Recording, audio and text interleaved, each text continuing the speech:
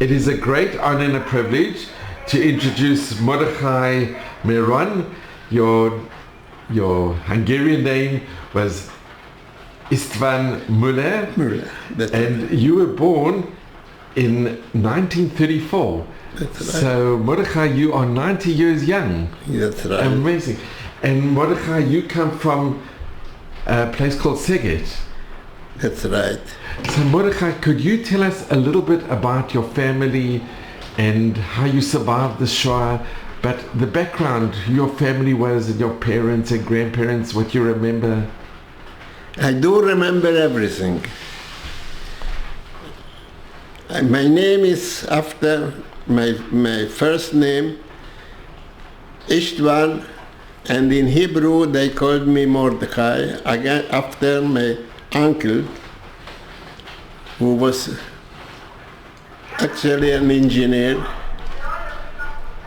And back in 1912, he was sent over by my father, who paid for it, went to Zurich and studied in the Polytechnic. And he did a master in engineering. And when he came home to see his mother after the Great War in 1920, he was killed by the fascist officers because they saw him a red flower in his bottom. So I got my name after him. The Mordechai is not in the Hungarian certification, but in the Kehila they have the registering book, and that is written here. So that's the first name. The last name. And here we have a picture from the registry book. The last name, I got it from Ben Gurion himself, because I was a sergeant in the army, and doing my national service, I was sent over by the Israeli army to serve in the Rimi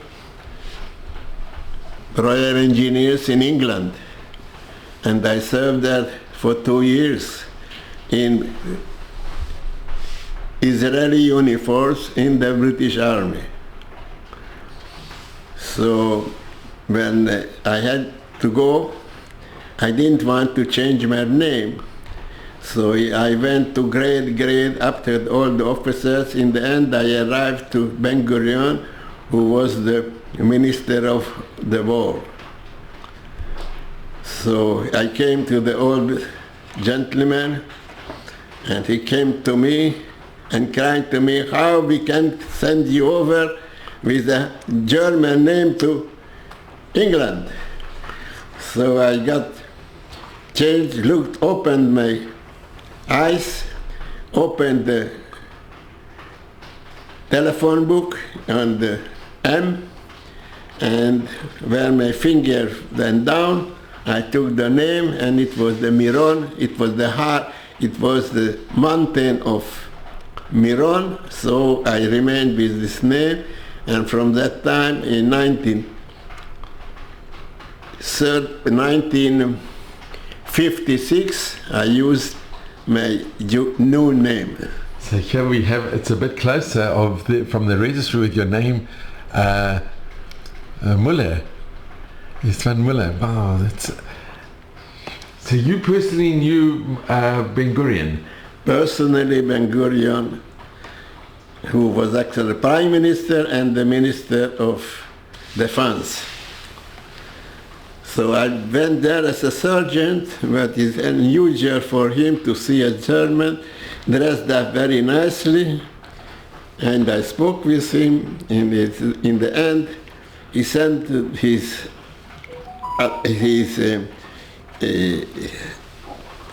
military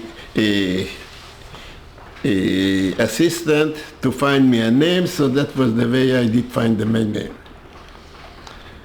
So this came after then, and then spent 2 years in the British Army representing Israel. And later on, I spent 3 years in the center of the development and production in the French army. So I had to speak the French, obviously, because I learned Latin in my school for 6 years, so it was for me easy to learn French. So one service came the other one. After then I was sent over for Secret Service for 2 years, and when I left over, we're looking in the Ministry of Defense for a guide to development of the Israeli production of armament.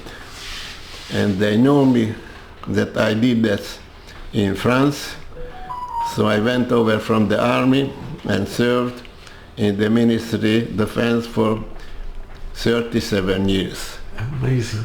So after that, actually was going out to finish my service, and I came back after them for 5 years. Came back to the office and worked. And during that time, I was 3 times service in the big world, for 5 years United States, then 4 years in Germany, and after 3 years from the States once again. So I spent my life in overseas. Representing Israel. Representing Israel. How did I came to English? During the war, obviously, and I will speak about, I was a 10 years old boy, and when we came home, I didn't want to speak German. So my parents told me that I have to have some foreign language. So I decided, normally in Hungary, foreign language was the German, because it belonged. More educated people spoke French too, but nobody spoke English. But I decided that this is the future, and I learned English privately, because my mother had a good friend who was an English teacher, and his husband didn't came home from Russia, was in third groups in the Hungarian army, because he was a Jew. So he didn't want to have help from money, so I took lessons twice a week for 2 hours. So when I came over to Israel, I did speak English. And when I came to the army, I was the only one who could read the technical books. And because of that, I always took the books at home and to go see what's going on, how to repair the items. And when the officers came in, I knew more than they knew about it. So that was the reason I was sent over to the British Army, to have to learn and to have more experience and to find out. So that's the story. Mordechai, could you tell us a little bit about your family and the roots in Hungary? My father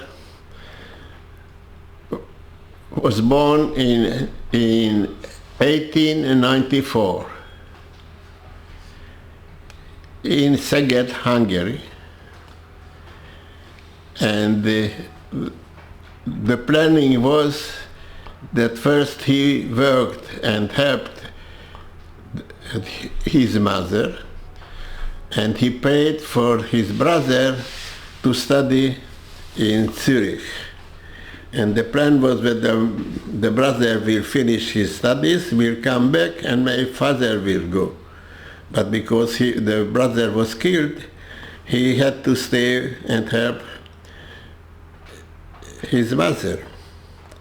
So they lived, and they had a shop where they gave services for the agriculture service, which gave them, and that was the house. In this corner was their shop. And this is in Szeged? In Szeged. And what type of shop did they have? It gave services for the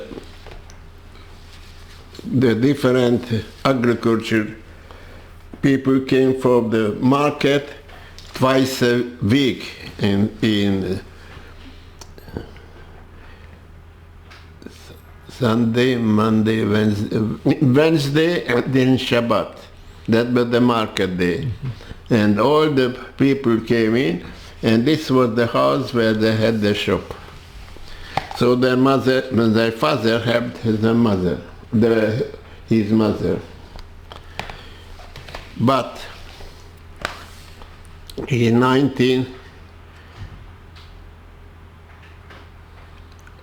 the mother died, and my father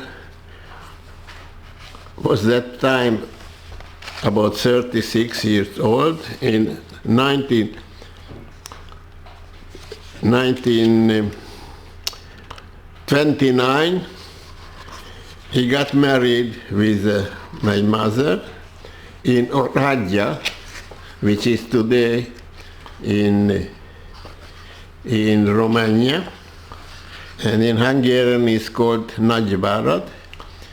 And the house they lived, they came over to live obviously in Szeged, and he bought a house at a warehouse which was in the middle of the Szeged, in the city. And actually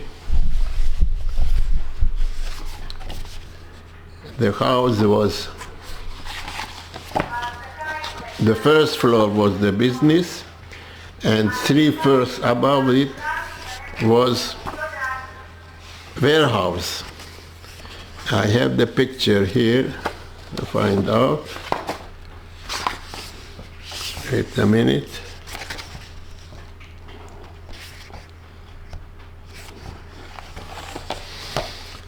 Anyway, I will show you.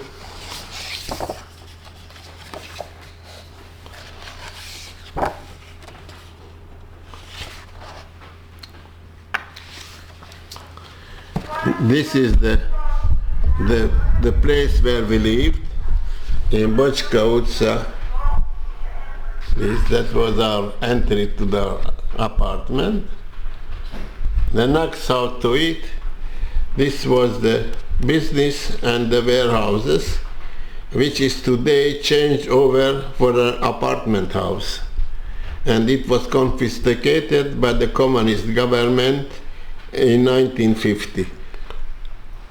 And we got about $2,000 for all this house back in 1995.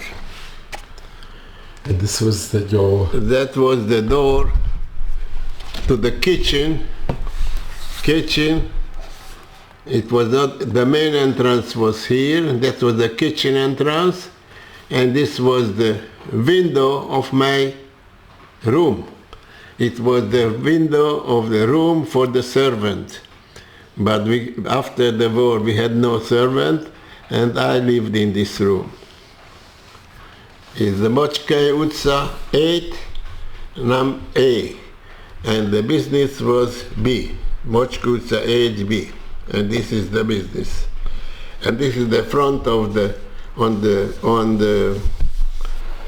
the street, and this one is from the yard. When you went back, could you go inside the apartment? No, they didn't want to let me in. They didn't want to let you in? No. I was there. I went back first time in 1991. And the people that lived there, they divided the apartment in two apartments, but they didn't let me in. I was there, and these pictures are new because we went back in 2019 with all my 5 big grandchildren, and I'm planning to go back this summer with 3 of the younger ones. It's wonderful. So they will see the same thing. This book is the story of our trip. And Mordechai, we have such a beautiful picture when you were I think 1 year old in this picture. This was about less than 1 year. And you also have a picture with your sister. What was the age difference with your sister? 4 years was between us. And your sister's name? It was in Hebrew, she was Miriam. His Hungarian name was Agnes. And can you tell us a little bit about your upbringing what do you remember? What is your first recollections that you have in Szeged? First recollection was that I went to the school I went to a Jewish elementary school, and I didn't see well the blackboard, so my mother took me to doctors and I got glasses. And from that time I'm wearing glasses. Here we have you without the glasses. But I remember when I was 5 years old, we have a birthday party in our yard of our business, and all the kids came together. And I have a picture of that. And Mordechai, can I ask, was your family a traditional family? We used to have kosher at home. Non-kosher we could have eaten in the business in the back room. Mm-hmm. But at home we had to keep separate everything, and our main behavior was in Friday evening. We belonged to the Neolog system, which means the main prayer in Friday evening. So we closed early in Friday, because in Saturday we worked. It was the market day, and Friday evening closed early. The cleaned, went up, gentlemen were the best clothes, and ladies in the best beginning. And going to the synagogue, and you see how nice is the synagogue. Here is the picture on the front. This is the synagogue. And it was not only a praying, it was also a social meeting.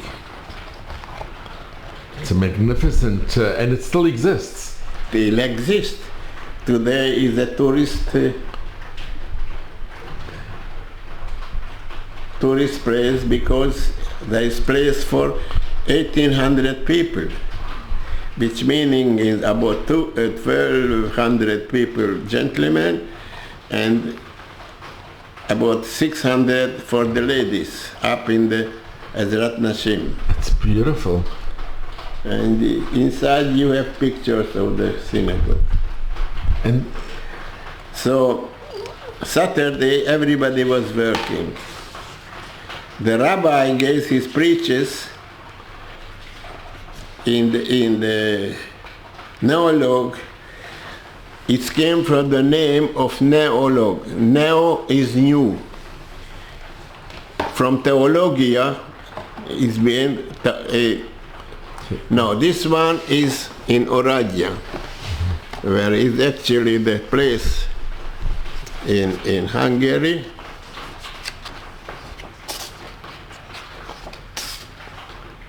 That is the cupola. That is the cupola of the synagogue. In Szeged, that is one. Oh, this is so magnificent. And you remember going on Shabbat, on Friday night? Friday night? In elementary school we didn't work, didn't learn. And this is inside? No, not this one is in Oradea, but I give you the right name.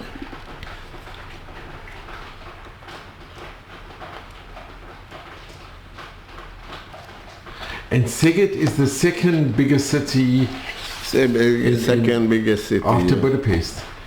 Here you got the synagogue.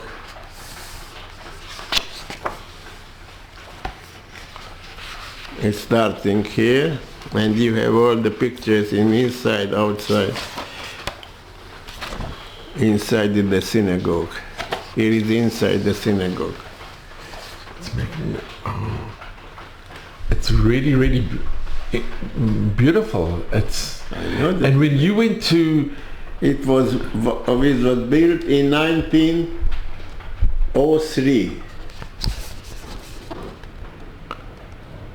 and were there many people that came to the services on? The synagogue was full. In the city, we have about 4,500 Jewish people. The synagogue in Friday evening was full. My mother was up. My mother was sitting. This is the remembrance of the Holocaust. In the synagogue? Martyrungsbank. It's for the martyrs of the Holocaust, this one. And here is the names of my grandmother and my uncle. Those are the names.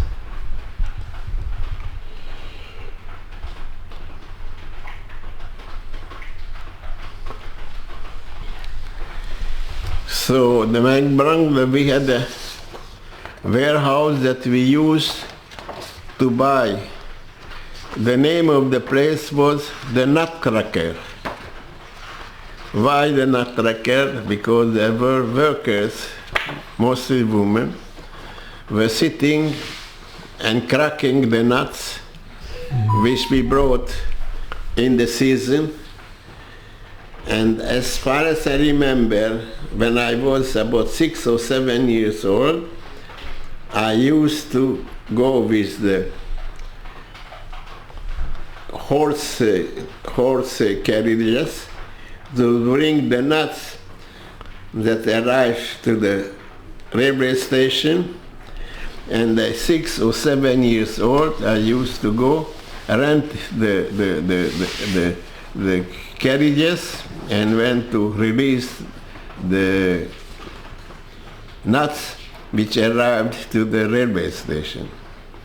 And from that time, I remember when I finished the lessons in the school, at 6 or 7 years old, I immediately went to the shop and helped them, and I took and they did everything there, so I was used to work. And all the workers knew that. They called me the Little Müller. Little Müller means that they have to behave accordingly. And I remember about 7 years old, every day when the women finished their work, we had to check and waited what they have done. And when I catched somebody, they put a weight with the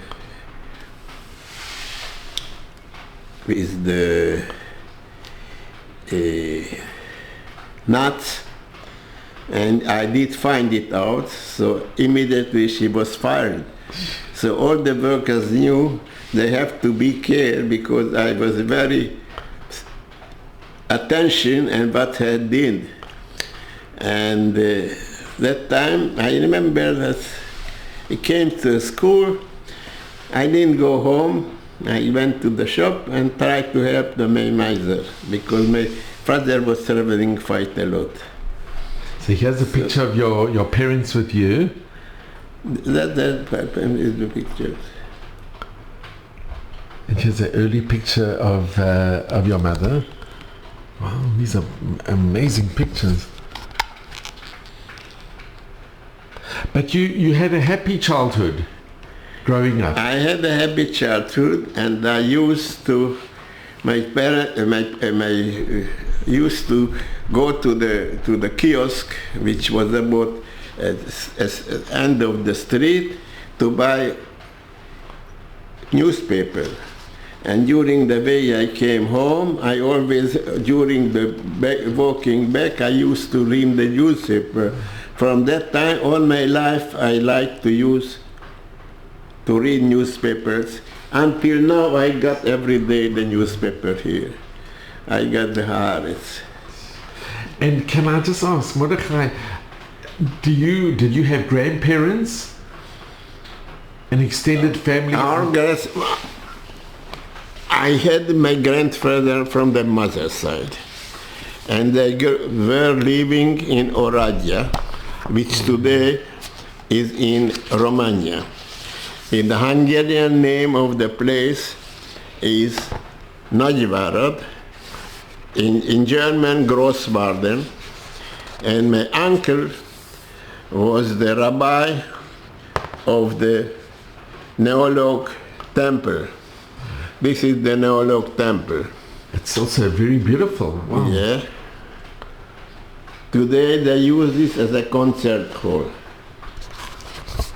Are there any Jews living in Szeged today? Szeged, they living today about 300 people. 300. And where I meet, the synagogue was too big, but in the Kehila, that is the Oradea,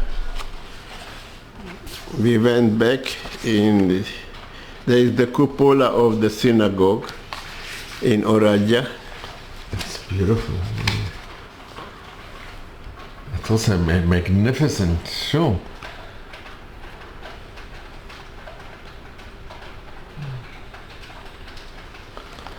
And this is the house where my grandmother lived. So we checked. I did remember where they did live. You see Oradea, and the house of my grandparents.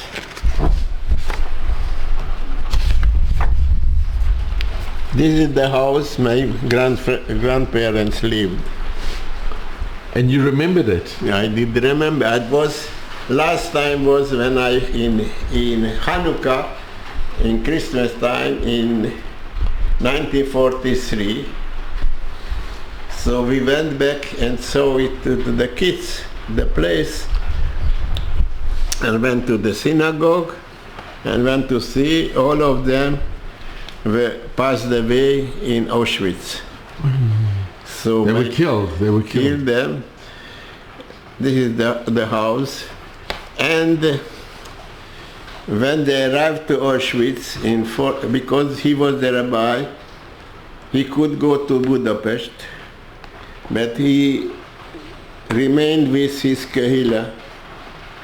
And when I arrived to Auschwitz, my aunt gave his kid, since he was 1 year old, gave to the grandmother, and all the grandfather, the baby, gone to the gas chambers, and my aunt and my uncle lived near to the end of the war, and they passed away in Auschwitz. So when I organized a trip to Poland, and when we went back, we did the remembrance, and I said Kaddish in Auschwitz. Because Auschwitz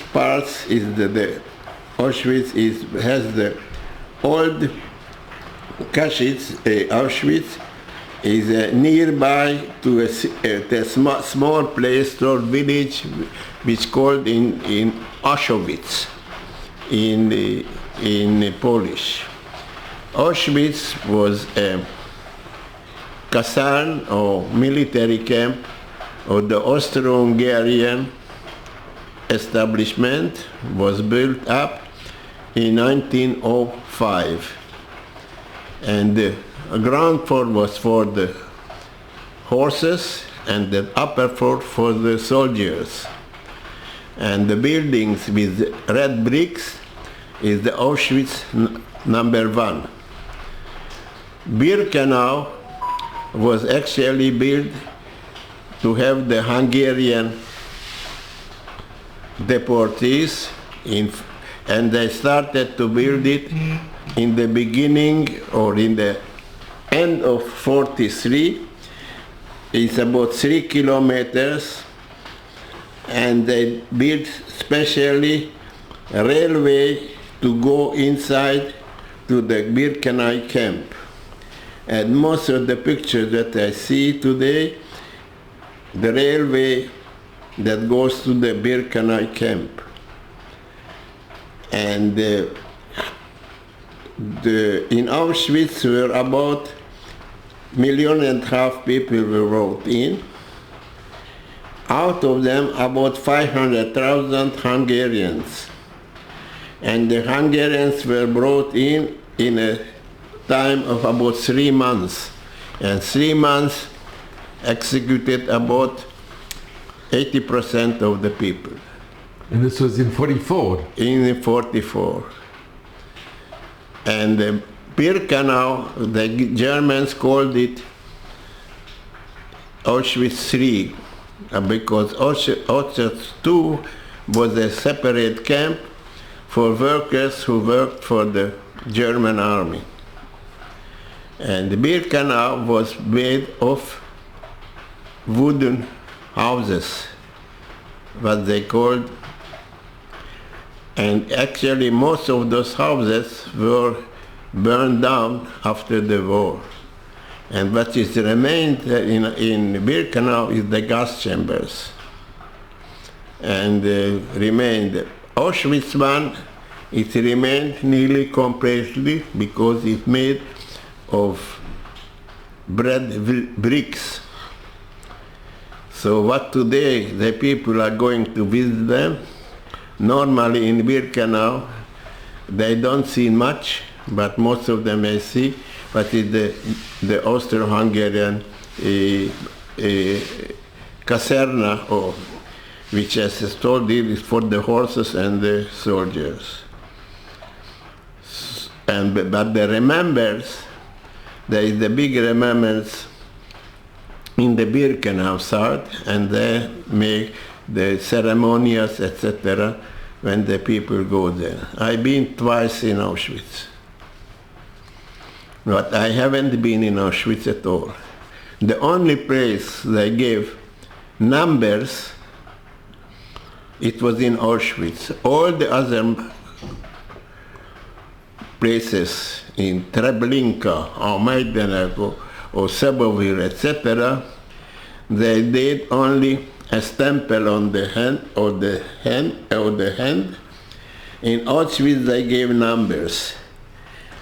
And people that been in Auschwitz, you could see on the hand the number. All the other places they had no number. Myself, when I been, I had a stample on my left hand. It's written KZ, concentration lager. But my story is completely different. Actually, the Germans came to Hungary back in 1944, in 19th of March 44, because they were afraid that the Hungarians will leave the Axis. The Axis was the German and all the different countries, Romanians, etc., who were on the German side during the war. Actually, the Romanians left the Axis in August 44, but the Germans were afraid that the Hungarians will do the same, so they occupied Hungary in 1944, 19th of March. And that was the beginning of the Holocaust. The story is that back in the 1942, back in 1939, Hungarian received back big part of Transylvania. The population of the Transylvania was more than 50% for Hungarians' origin, and less than other part was the Romanian.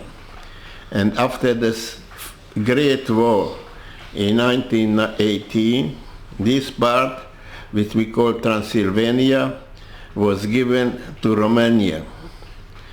The southern part of Hungary, which is south of Hungary, was the Balkan, and it was given to Yugoslavia.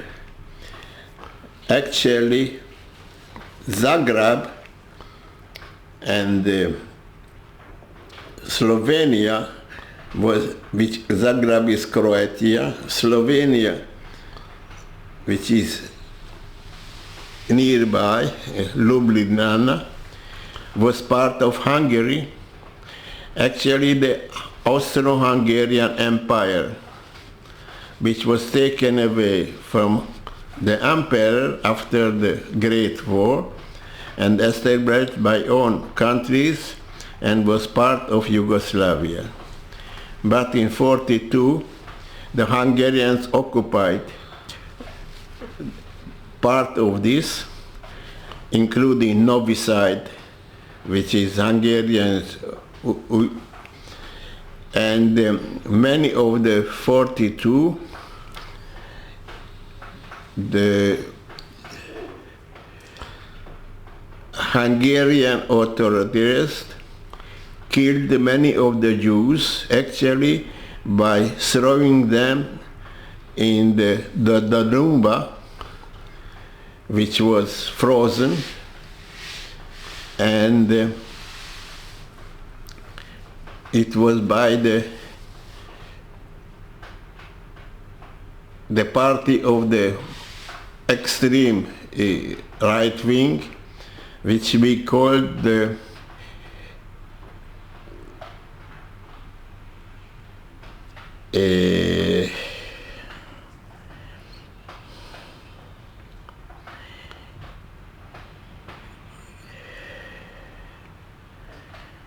I think in English it's the arrow cross. I just want to find the right word.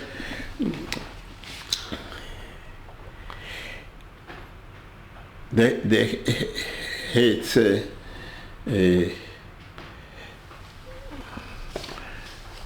the fascist party, the Hungarian fascist party is the Nyilas Kereszt, we call it, the Hungarian. And the arrow cross? Arrow cross, that's arrow cross. Yeah. That is the right way.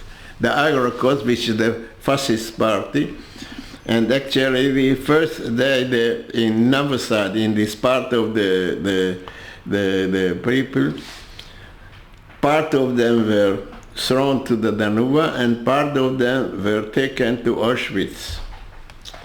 And actually, our warehouse was confiscated and there was a transfer camp in Szeged. And every 2 or 3 days, about 1,000 people were brought in to our warehouse, where they have no any special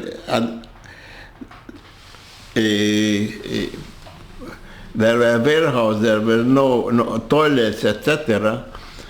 So we opened our bathroom in our apartment, and women were able to come over, and 24/7 were all the time changing and cleaning themselves. And after then I met people here in Kidron that were about 18 years old and have had 2 or 3 times had a bath in their private department, because in the warehouse there were no facilitators to stay there. They had only 2 toilets, one for the workers and one for us.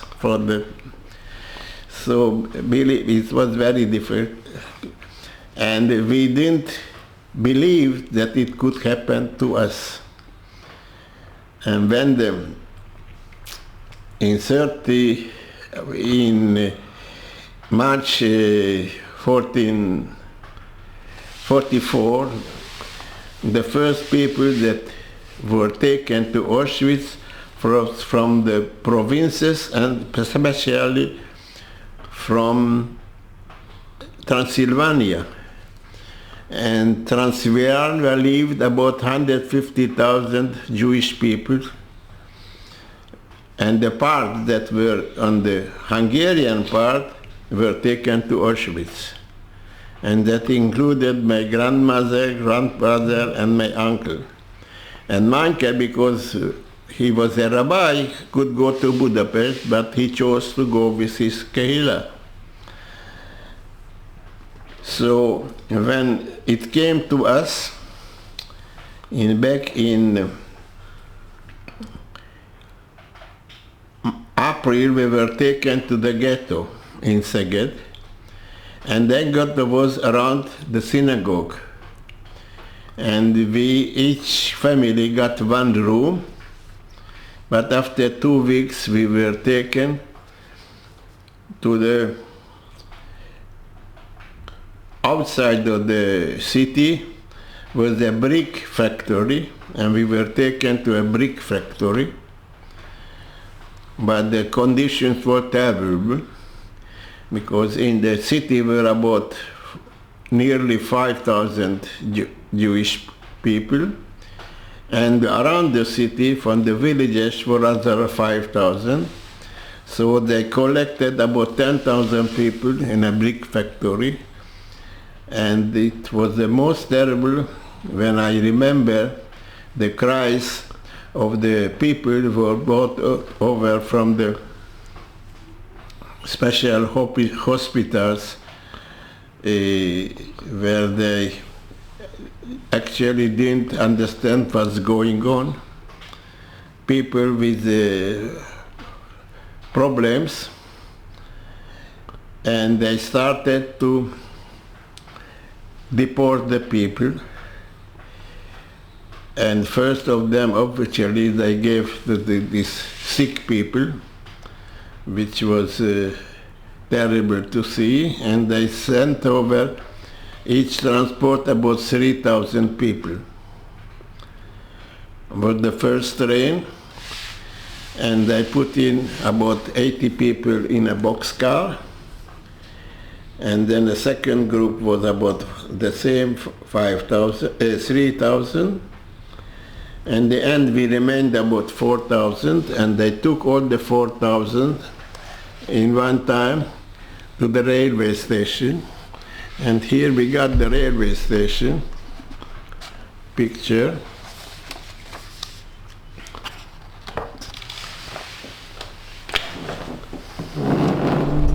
Mordechai, you were 10 at the time. Here is the railway station, which was a railway station for the not for passengers, but only for goods. At that time I was about 10 years old. Mordechai, can I just ask you, when you were taken from your home to go to the ghetto, did you see the neighbors, the non-Jewish neighbors? Did anybody try and help? Nobody. But did you remember seeing the faces of the neighbors or the... Nobody. Nobody tried to help. But it was the fall for me as a kid, a 10 years old kid. First of all, we had to give all the pictures and all the belongings collected from us. For me, as a 10-year-old, they took away my bicycle.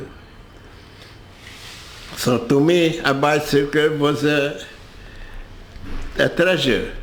So they took away because I couldn't keep bicycle. And who took it? Was it the government took it, the fascist government. These were Hungarian? Hungarians. Not everything the Hungarians did. Not the German. Also, when we've been in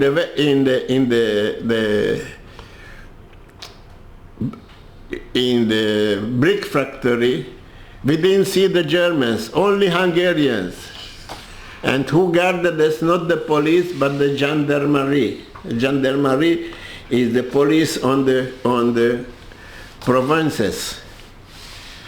And the pictures that we have to give in, typewriters to have given everything. This is when you with your bicycle? The bicycle, it has to give up. So they took us also in the third group. But do you remember seeing your neighbors? Did anybody say did they, when you were taken away, it was during the day? During the day. The people don't care. Nobody didn't care. Nobody tried to stop nobody. Help? No help at all whatsoever. We could take what we could take to the ghetto. Not much of their belongings. As you remember, many things remained in our apartment because we couldn't take it away. In the ghetto, we got one room for all the family. So what we could take, not much things. After then, when we take it to the big factory, I also left most of the things there. What we could carry, which we could carry with our hands. And the ghetto was around the synagogue.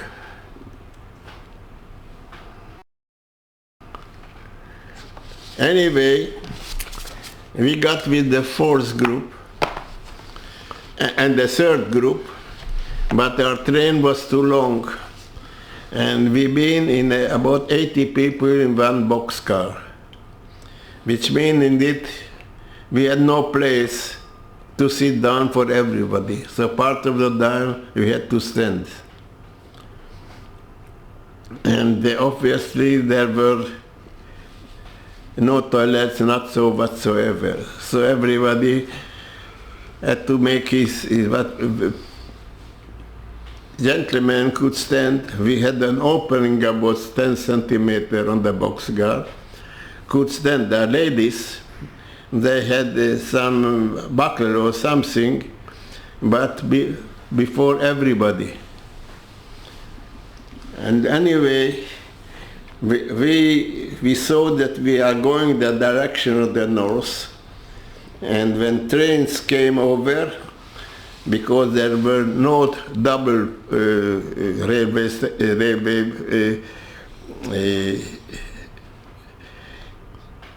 they always put our train on the side. And once we had a train came over, and the last 10 or something, 50 boxcars actually disturbed the train that came from the other direction. So they took us from the last 10, 15 boxcars to a separate direction. The train continued to Auschwitz, and our train, we arrived to Strasshof in Austria. Strasshof was a different camp, which they took the people to send them over to working places. And when we arrived there, the first time they opened the doors, we jumped out, and everybody, ladies and children, and then do what they had to do all around in the woods. And first time we got hot soup. But later on we were taken to the camp, and the guards, instead of German soldiers, were Ukrainian and Croatian soldiers who served in the German army. And they were terrific. They hit my mother. Oy. And about 3 or 4 days later, they asked who is volunteers to go to work. So immediately decided to go. And we were a group of 33 people. We were taken by train and by German soldiers and not Ukrainians to Krems in Austria. And when we stepped down from the train, they were waiting for us folk police, that folk police mean civil service, and we are taken a local train to Spitz an der Donau. Spitz an der Donau is a spitz on the Danube, and when we arrived to there, they immediately took us a airport, and we were asked who speaks German and French. So my mother and father stepped forward, and it came out there was a big prisoner camp for about 500 French prisoners, but none of the prisoners spoke German, and none of the German spoke French. So they were looking for translation. So they in the beginning became translators. And after a short time, they brought us another 16 people, so altogether became 49.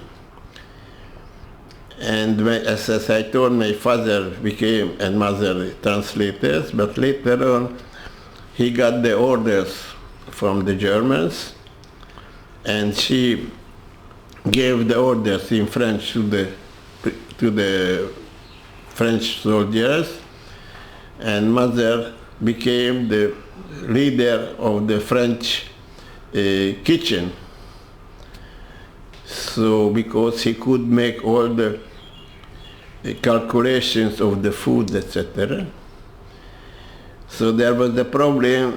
I had a sister, and my father explained that she can work. She became a helper in the chief engineer's house, and he explained that I can do work and put in the offices where the engineers and technicians prepared the planning of the factory, and the factory was to make a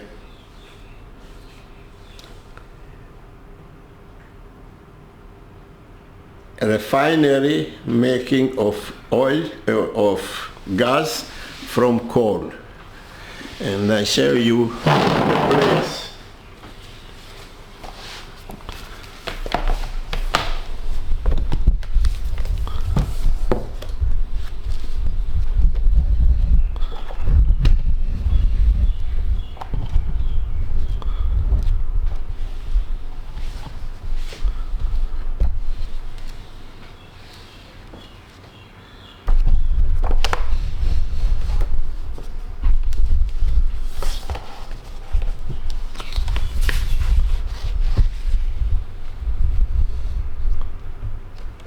And this was all in Austria? All in Austria. Actually, this time Austria was part of Germany. They had already... they had the Anschluss yeah. back in 1938. Yeah. I gave you once again, just 1 minute.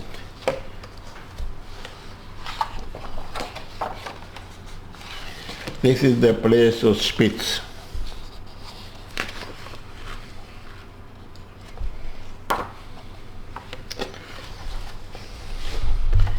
That is the place where I lived, where I worked. Wait, Is the planning office, and this one is the I'll fence. lift it up. I'll lift up. Don't worry.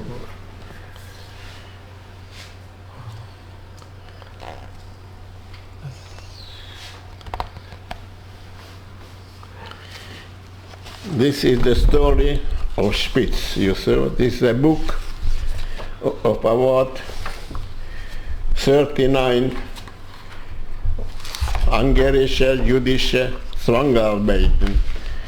It's a book that the Austrian government brought out back in the end of the last century. Zwangsarbeiten.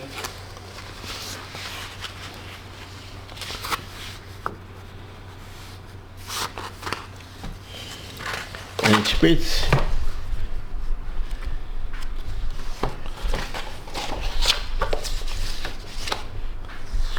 And Mordechai, how were the conditions?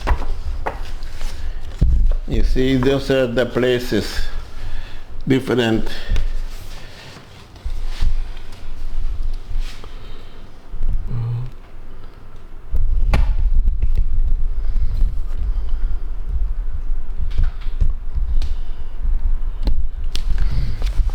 Now, the Spitz is coming. Is the turnover in the Danube.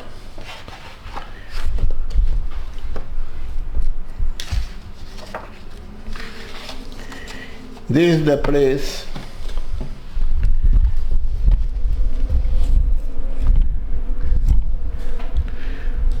where the refinery was built. Is on the side of the hill.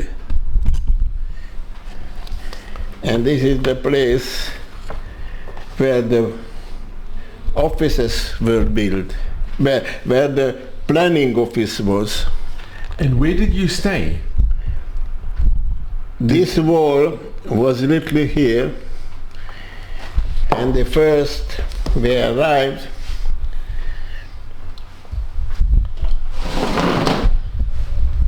we had the owner of the place was Baumeister engineer Steiner, and he had a summer house, so they put us in the summer house, all the 33 people, until they made a halt in the yard of this place. They built a wooden house. So they put us later on, these 25 people, about the 33 and the 49 people in one room. When we arrived, we stayed nearby to the summer house where they had no room for everybody, so I stayed. It was the summer. I left on the terrace, and nearby was a big, very big a fruit tree. Birgen is a peach, and the peaches were falling down on me. That I remember, and it has a story. Remember in the end. And later on, we were at build a wooden house, a thrift. We called it a thrift here in the yard, and we were then about 49 people, and they did a selection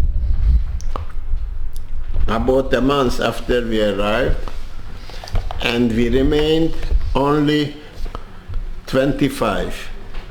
My father explained that I could do the job, and I cleaned the rooms and took care of putting the stones,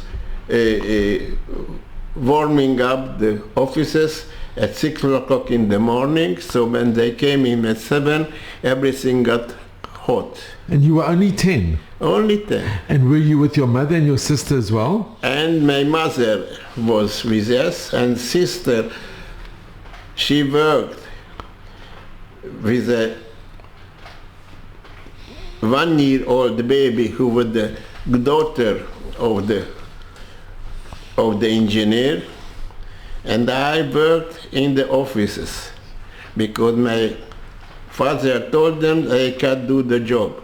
So they checked it for a week, and it came out the offices were cleaner as before because I did a better job. But and that for that reason, because all of them were translating both languages, as I told you, they were translating and later on becoming a foreman for them. We stayed 4 of us together, and because about 16 people more came in, and they did the selection, and we remained from the 49, only 25 in the end. 25 of us actually remained up to the end of the war together. Mordechai, what happened in the selection to those people that... They took the Bergen-Belsen, and half of them they passed away there because the Bergen-Belsen people died from this dysentery, and so we remained there. And obviously, because I worked in the offices, and from September we had to warm up the offices, I could take coal and wood to warm up our place. And because of that, I could take coal, and I never asked about it, but I did it. So every one of us, of the 25, could at least once a week have a good shower. So being clean. We had one room, we slept in a double, in a beds of a double floor, and my mother and father downstairs, and we up on the second floor. And our problem was to have some additional food. So what I used, first of all, I had a big stick, and I have a nail on the end of the stick, and because there were a lot of fruits, especially peach, and it was famous for peaches.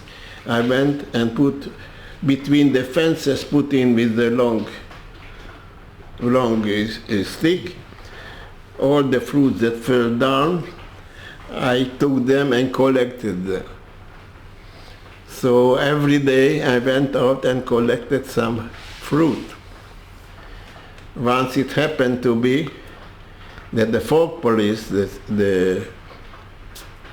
civil police, saw me, they said at least a dog.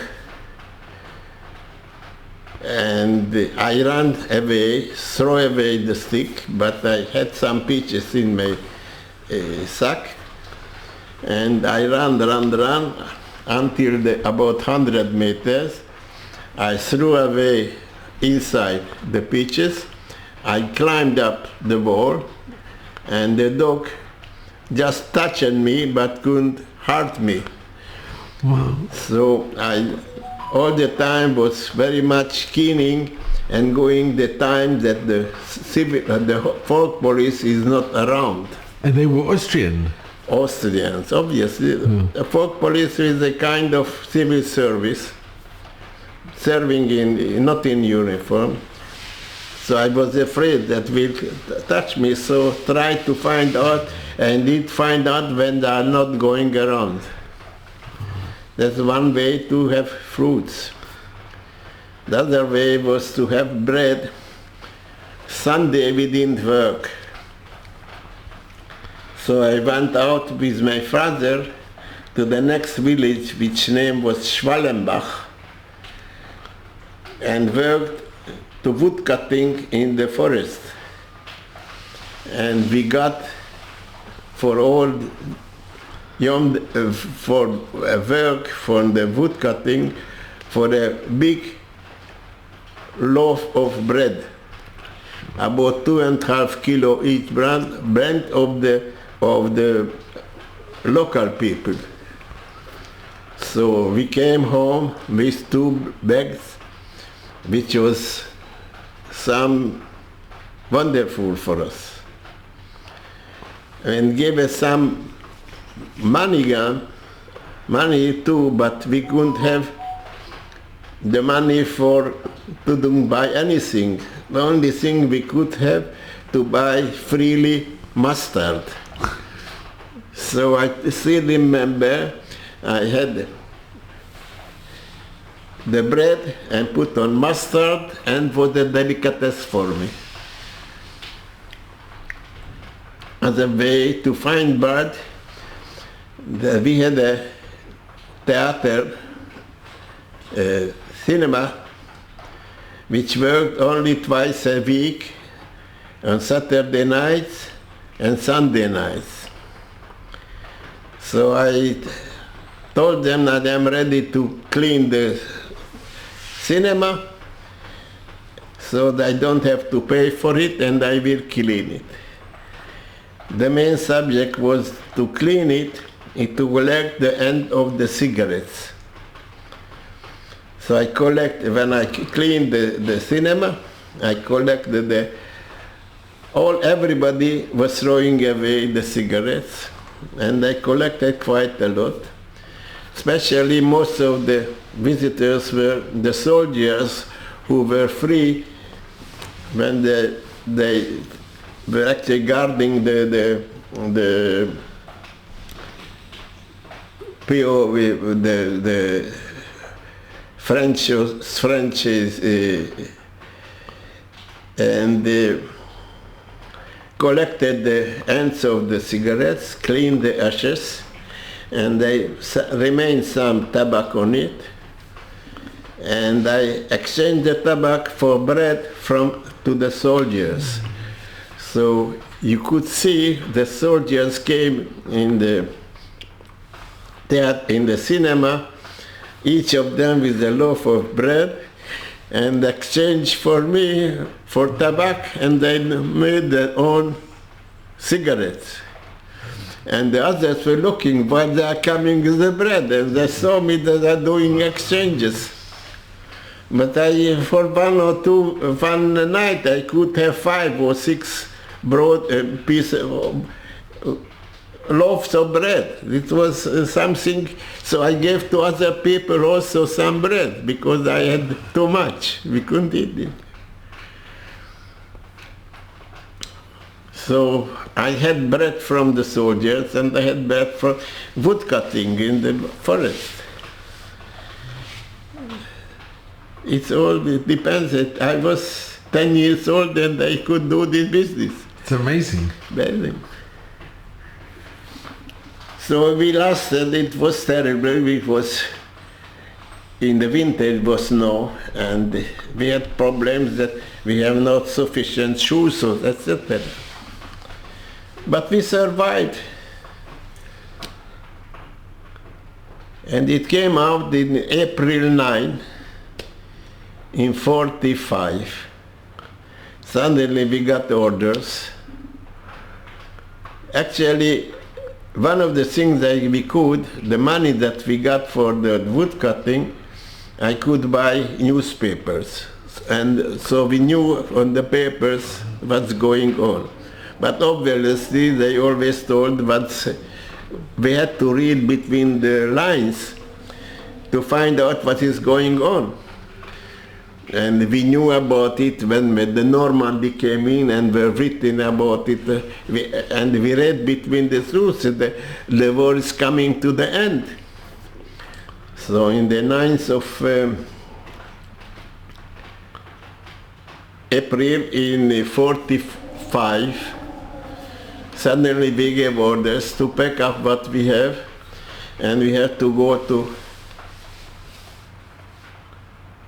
Mauthausen. So every day we went, and what we had, we could carry with us about 25 kilometers per day.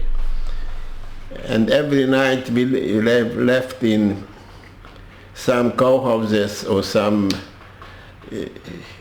terrible places until we arrived to a place which is Persenburg. Persenburg, we put us in a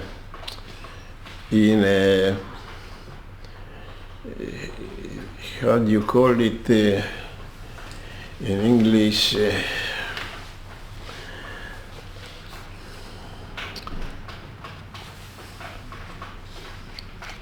You see, you can read it here. I have, this is what I actually told in English places. You can put it in.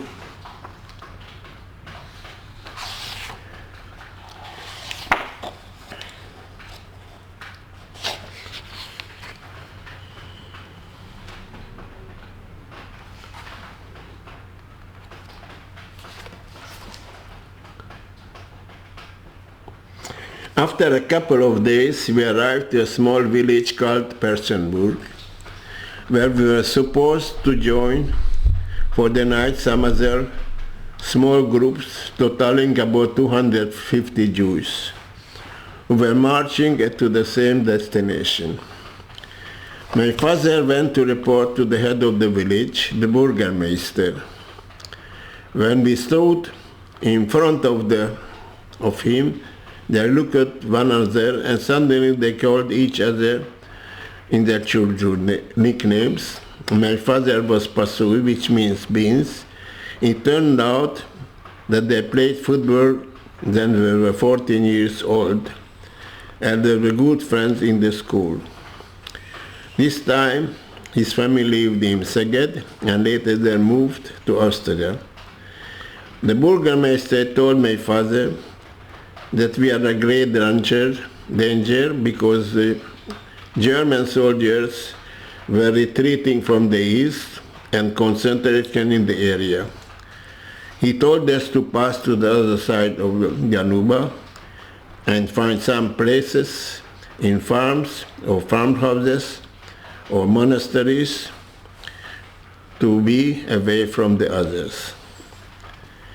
So actually we were put in a house which was for electing the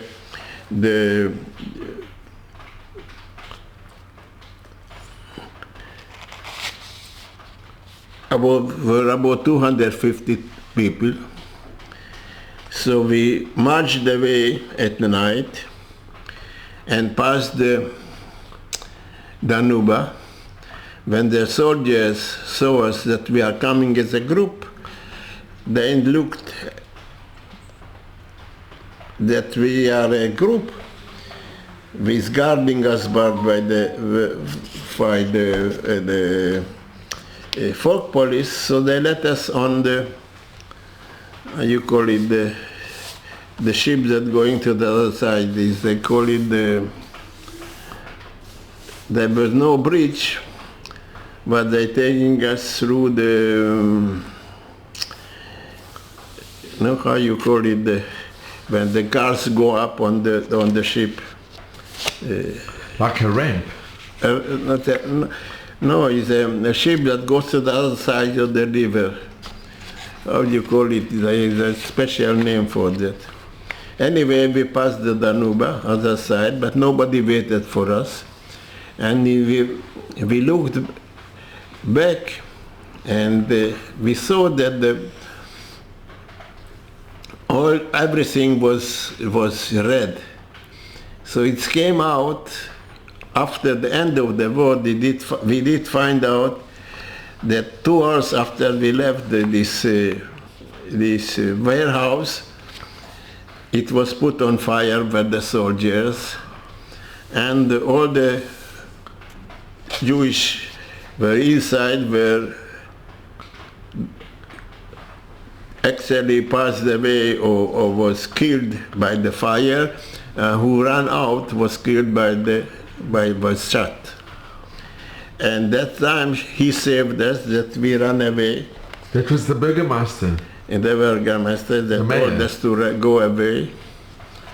And he gave us the soldiers, the officers that took us to the Danube, and we passed the other side. And we did find a warehouse, and it was a coal shed. We climbed up to the top of the coal shed, and we stayed there for about 15 days, till the end of the war. And we came down and milked the cows, and we did find there was oats for the horses, and put oats from the inside the milk, and that we ate for 15 days, and collected some greens from the yards. And actually the Germans and the Russians were firing on each other, and shells came in from one side of the roof and gone out to the other side, because the piercing shells didn't explode. But we were afraid they will get us, but nothing happened to us. And we were there for about 3 weeks, till suddenly there was no more firing. And we came down. The first of all, somebody came down because it was complete silence in 10th of May. 10th of May was 2 days after the war ended. And we did find out that the Russians are there.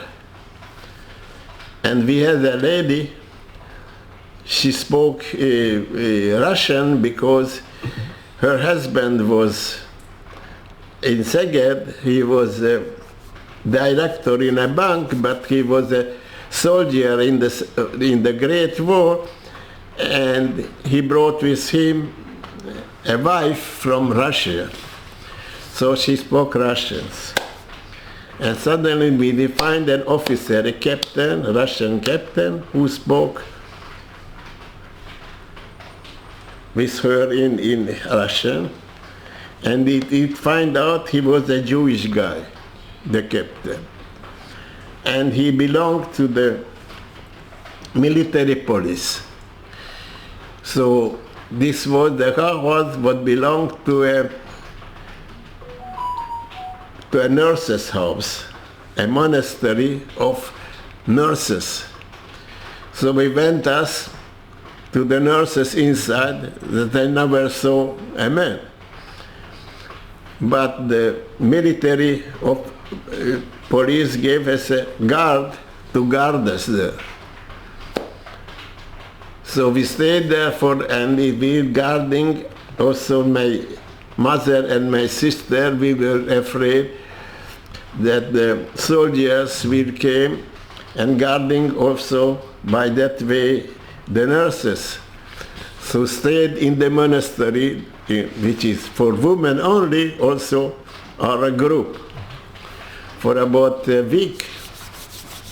And then officer came us and brought us a carriage with 2 horses, and we started to go the direction of the east to back. But after the day, after a day marching, the older people were up on the carriage. Other places, soldiers took away the horses and gave us 2 oxes. But after we went with the oxes 1 day more, they took away the oxes and had to have food. So we remained only with the carriage. So we did find the train was going to the east, an open train, which were full of machinery that the Russians took to Russia. And by that way, about in 2 days, we arrived to Vienna. I have a rucksack in the back, but which inside I had only 3 loaf of bread. So we had anything to eat, but we also all the time did find some eat. So when I arrived to Vienna, the bread already was spoiled when we couldn't eat them. But there we did find by the joint some place that we were taken to by train to Budapest. And in Budapest we did find some friend. When we gave to them, they gave us food, and we changed clothing because we had all the clothing for about more than a month in the same clothing all the time.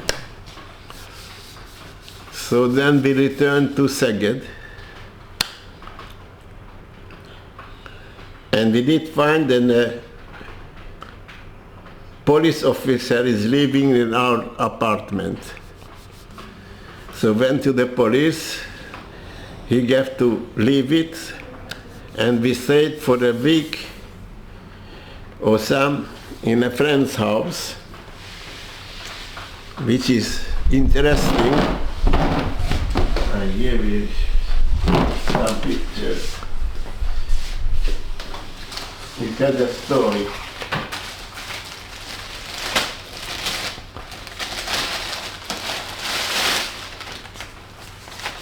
This is the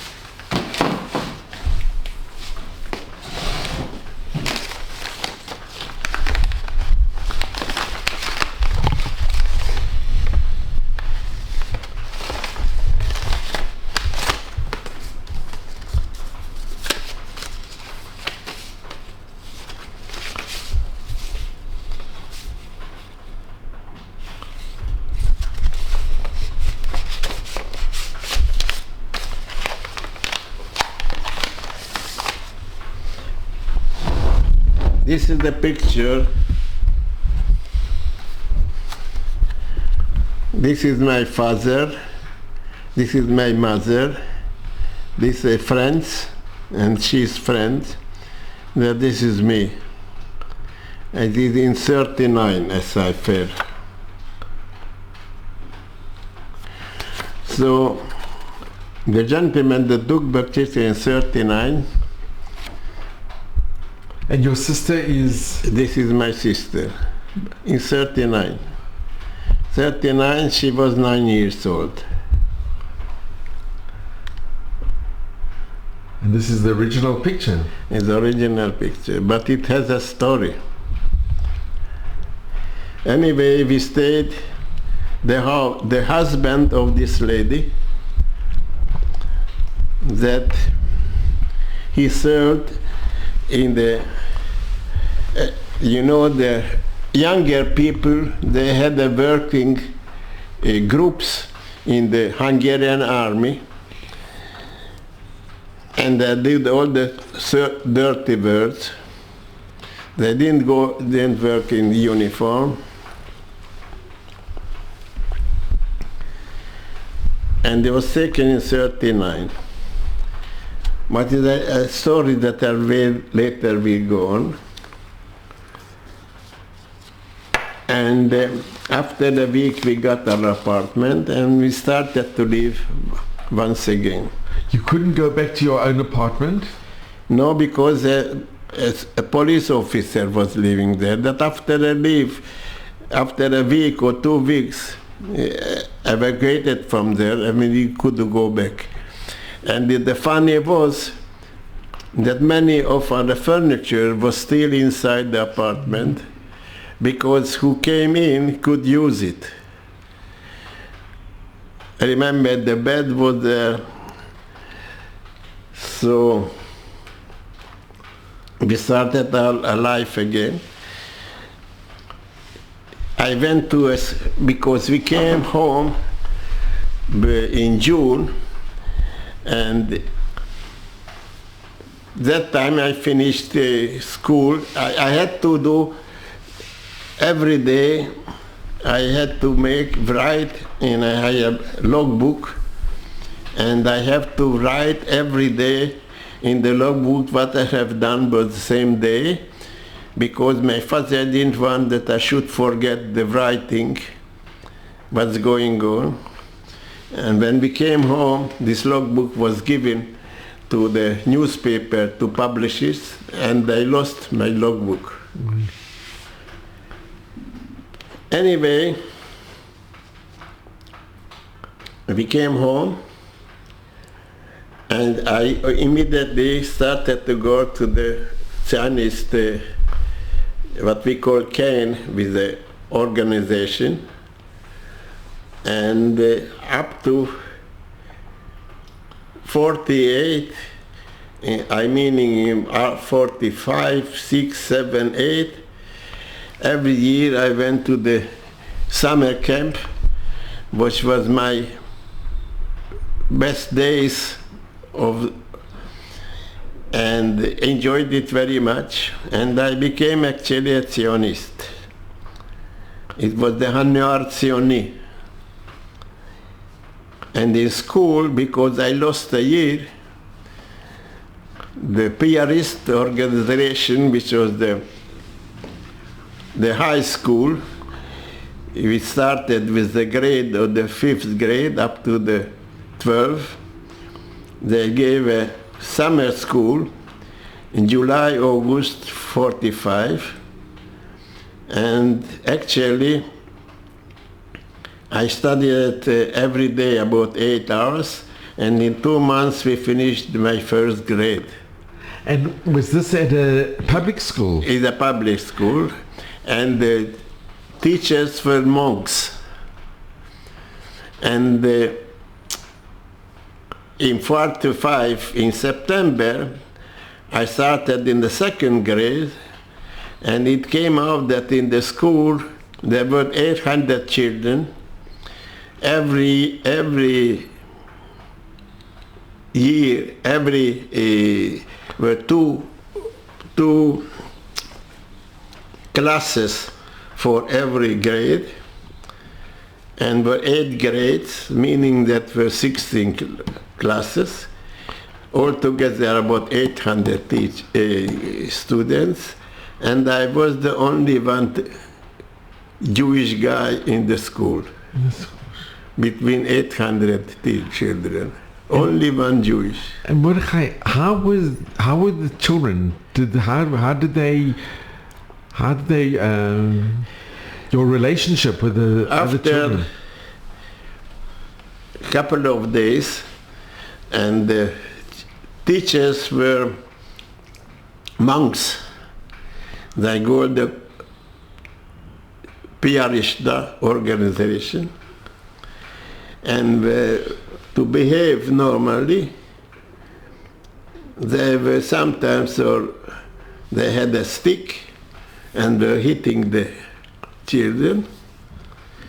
And after a week or two, I don't know for what, he told me, take off your glasses. And I know that he will hit me, so I ran away. And he ran after me. And the headmaster heard the noises that the other guys were crying, run away, run away. And he came in the classes, what's going on? And I told the headmaster, they asked me to take off the glasses to hit me.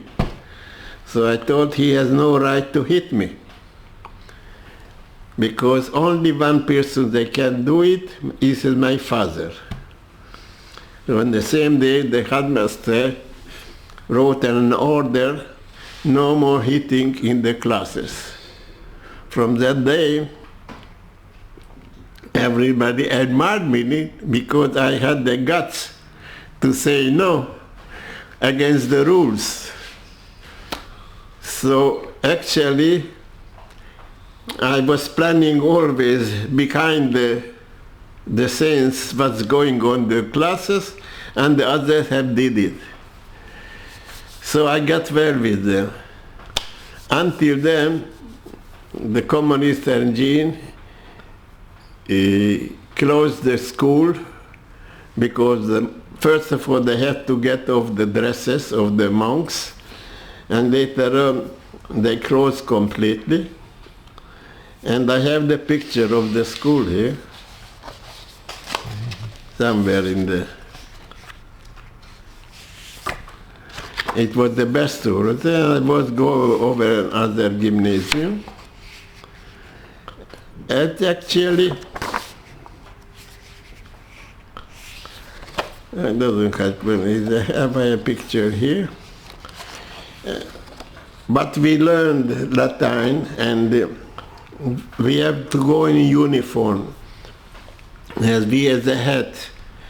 And our gymnasium was marked with the hat, and on the street it obliged to go in uniform, meaning the uniform is the hat.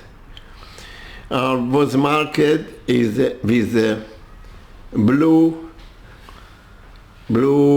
sign.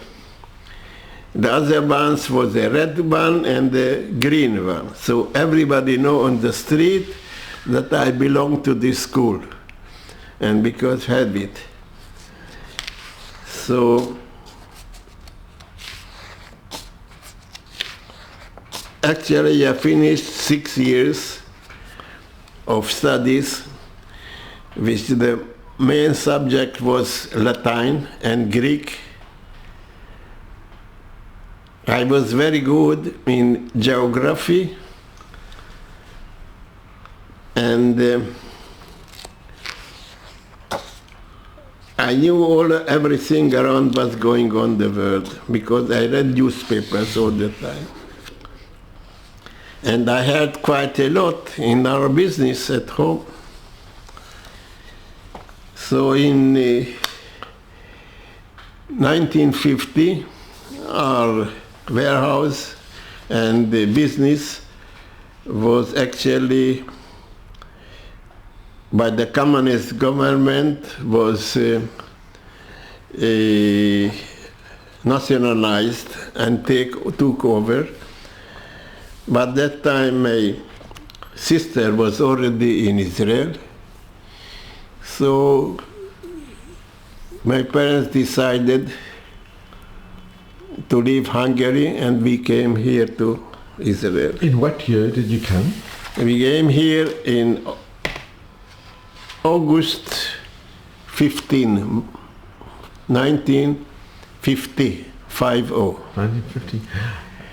So at that time it was terrible conditions here in Israel. But Mordechai, can I ask, before, when you came back to Szeged, after in 45. How was the relationship with the neighbors or the non-Jewish people? Because they did nothing to help you when you were deported, and now you're coming back to the same town. Was it difficult to return, knowing what had happened? What happened, we could go back to our apartment when I did show you where it was, Yeah. and most of our furniture remained there. So we started to, we got back our business. But we didn't have any more nut cracking anymore. But what we used, we could have loans from the bank as much as they needed, because the house belonged to us. So we got a kind of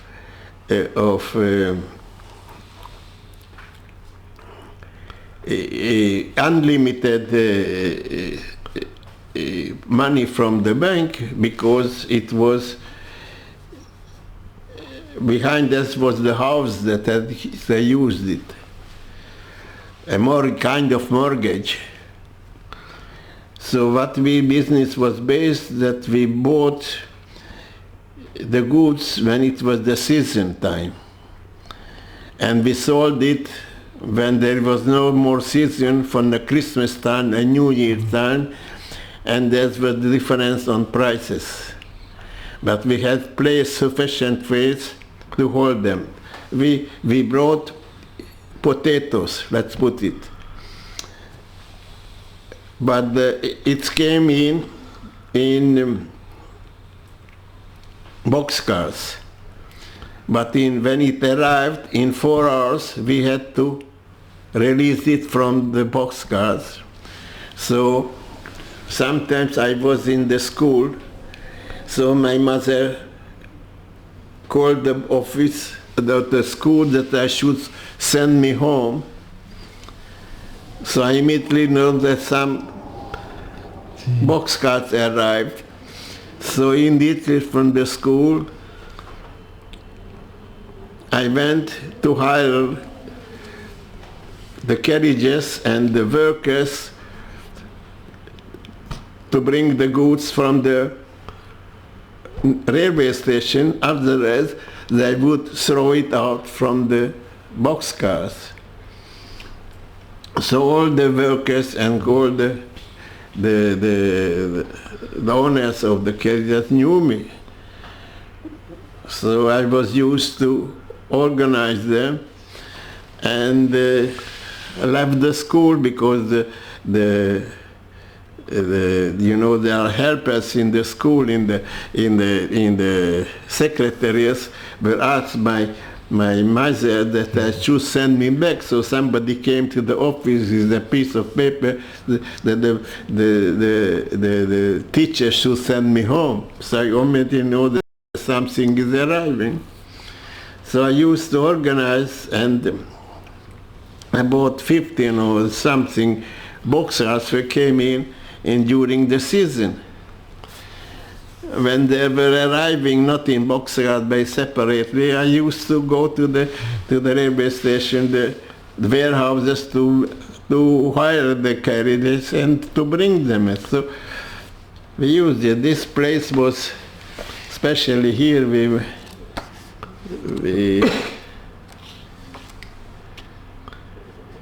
Did you make friends in the school? Did you have friends when you went to school? All my friends were Jewish, men were not in the school. I had no friends in the school, because I was only one Jewish. And they knew you were Jewish? All of them Jewish. Did you have any anti-Semitism, or did you have any problems? I didn't find anything, because it was the communist regime, and they couldn't. Also, I was planning all the what has to be done in I have And how were the neighbors, your neighbors where you lived? Did you get on with the neighbors? Yeah, or- very goodly, yeah. I used very good. I had no problems with the neighbors. Well, do is a picture. And how many Jews came back to Szeged after the war? From Szeged, about the 4,500 people, they came home about 500. It's such a small... From my age group, which age group is mean my elementary school, we been about 35. We came home 3 or 4, that's all, about 10%. I know all of them. We've been in the Zionist organization, and that we came home. Today they are living in Szeged between 200 to 300 people. The synagogue is too big. So what they do in the Kehillah, they have their own big room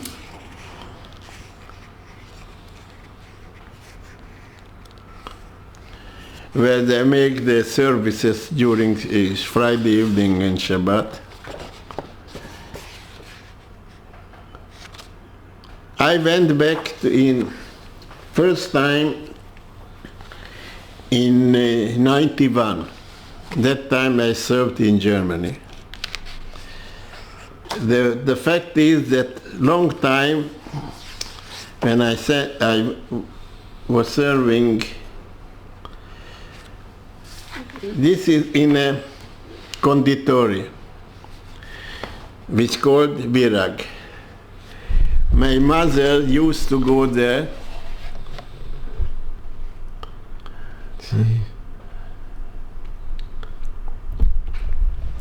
Mother used to go there to sit with her girlfriends. So when I went back, this is the, I remember they had a very nice coffee espresso service. It's made of porcelain. So this is the conditori, it's called Virag. It's conditori written. So I asked them if they still have it. So it's a museum place, it's on the side, and I had a picture of it. And here's the town. It's a beautiful town, Szeged. Yeah, this is the townhouse.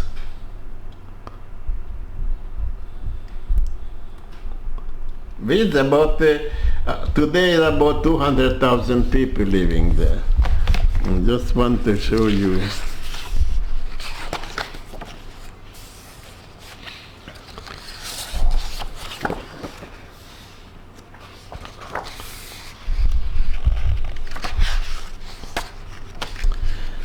This the place was famous, is the water tower of the city.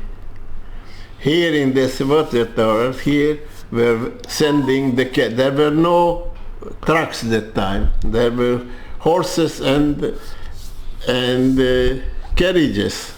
I was used to hire the carriages from here.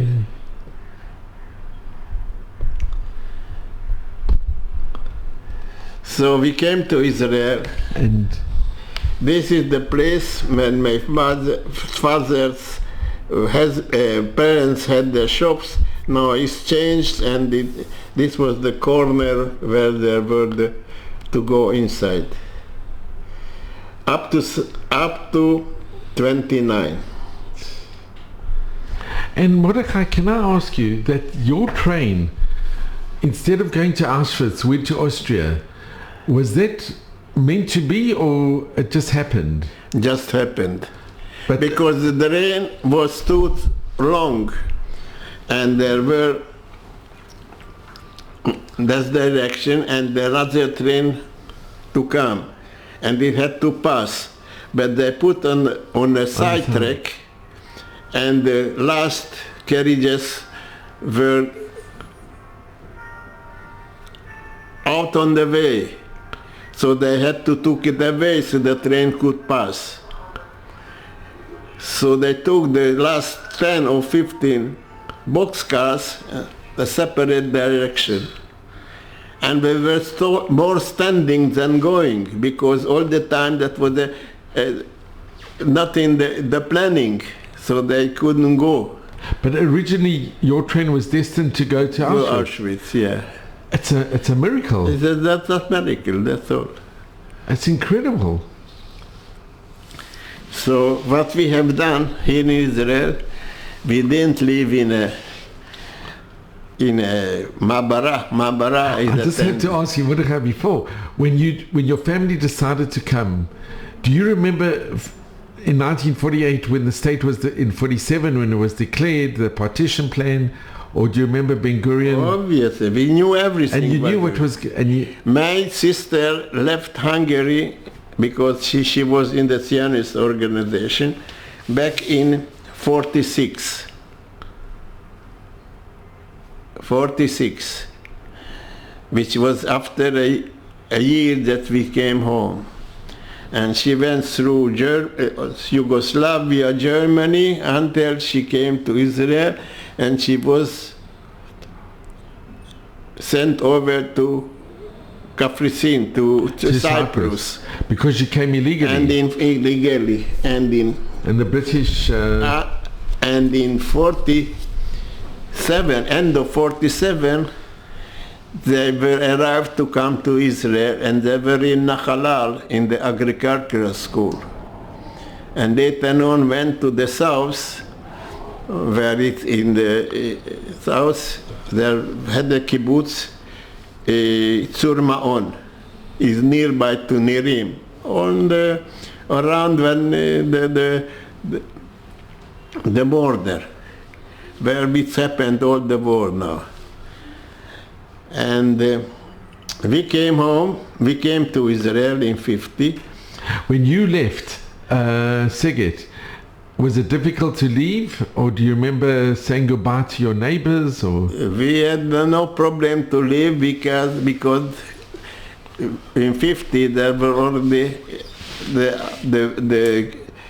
was a special train from Budapest who was taking us to Trieste. And it was official, and we said only goodbye to everybody, and that's all. And we could take us some things, and we send in a box, but the Zionist organization was not allowed anymore, and I just finished my 6th grade out of 8 in gymnasium, but when we came to Israel, they didn't let me go to continue to study because I didn't speak Hebrew. So what I have done, I lost a year and went to the vocational school, Beit Sefer Miktsoi, vocational school. So I became a turner and Swiss master, etc. And I had very good hands.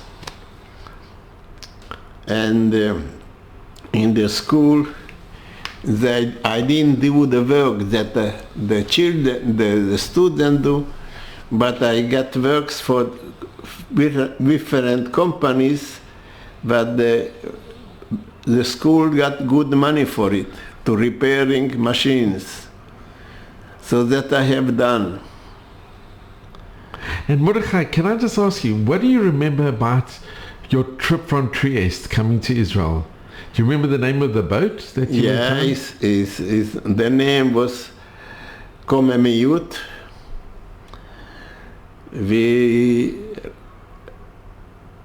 We slept in beds. It was not a passenger ship. It was freighter, and we had beds of 4 or 5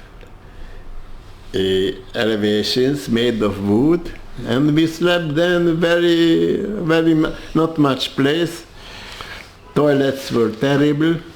Do you remember Trieste? Did you stay? Yeah, I did. Did you stay over in Trieste? No. We arrived with the train, and immediately we got on the top. We paid for our train and ship. We paid ourselves because we were in a middle class, so paid for it. But our target was to come to Israel, so instead of staying in Mabara, what we call, Mabara is the tents, we did find in Rishon nearby an Arab house, but only the walls remained, or everything, the doors, windows, the floor was taken off, and we repaired it. But when you arrived, did you come first to Haifa? We came to Haifa. We've been for a day in a camp in Tira, which was terrible because... And did you meet your sister there, or...? And we met our sister there, and when she saw us where we lived, it was terrible. But you had been separated from your sister for quite a while. In 1946, she left us. Was it emotional when you saw her, and your parents when you saw her? Obviously. And so the kibbutz gave us a room in Kfar Shmaryahu, but we couldn't, just for the short time. So we did find a room, and we started where is today the agricultural ministry and Machon Vulcani. Between Rishon and Beit Dagon is the Machon Vulcani. And we did a house, and nearby the house and opposite was the machine with the water pump, which they used to irrigate the citrus. And it was Arab place, and we hired the house, and we paid for it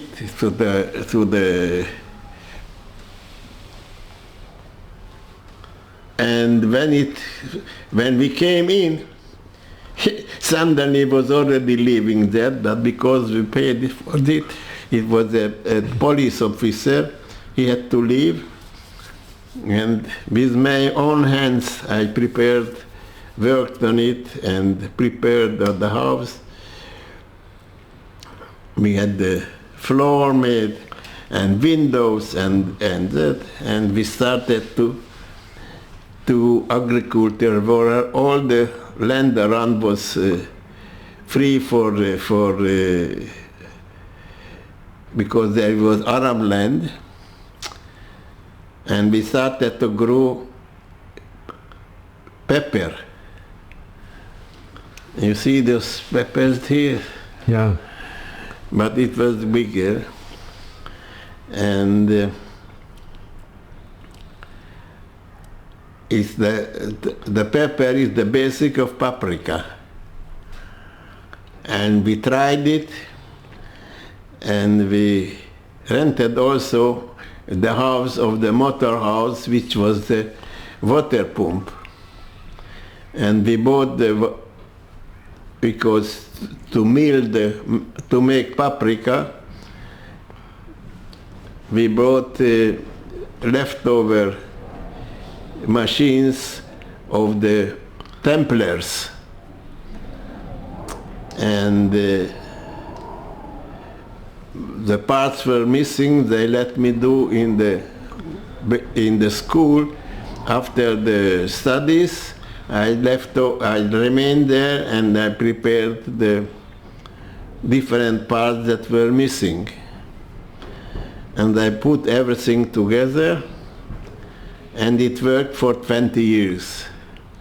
And we bought the engine which was used to the water pump, and in the same house we put up the deck and the machinery, and it worked up to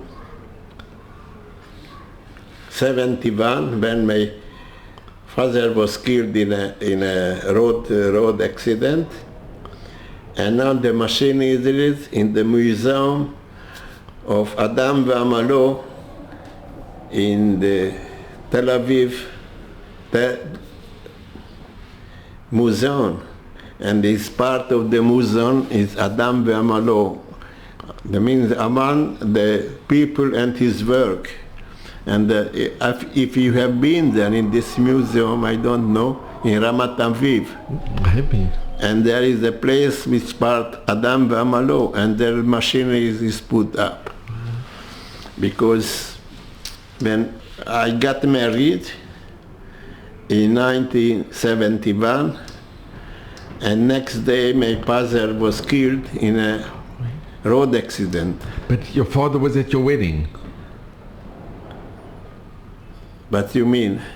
Your father was killed the following day after your... The following day, the next day. But your wedding... He was in the wedding. I also had my own apartment. In the morning he brought in flowers from the garden, and the Time magazine, which arrived in the mail, they put there. But it was in the morning, and the evening he got killed when he passed the road. Anyway, we did work normally in Shabbat from 3 o'clock to 11 or 10 midnight, and worked and making paprika from pepper. Later on, the land was taken away, and we ordered paprika for different growers.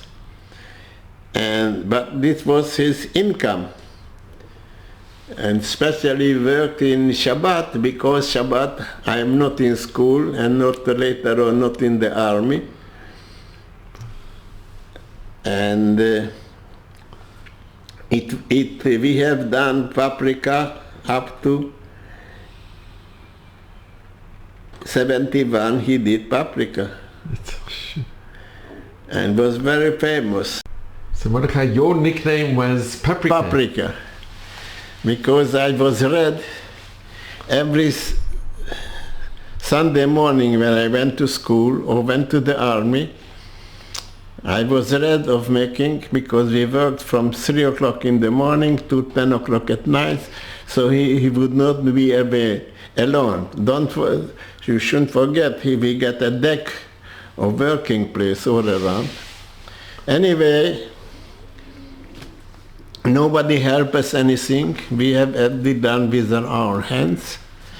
As I told you, I made all the machinery, and the parts that we missed, the part that I looked for it, and we couldn't find outside, I prepared. It worked for 20 years. Now it's in the museum. But when I went to the army, I had good hands, and I also could think better than others.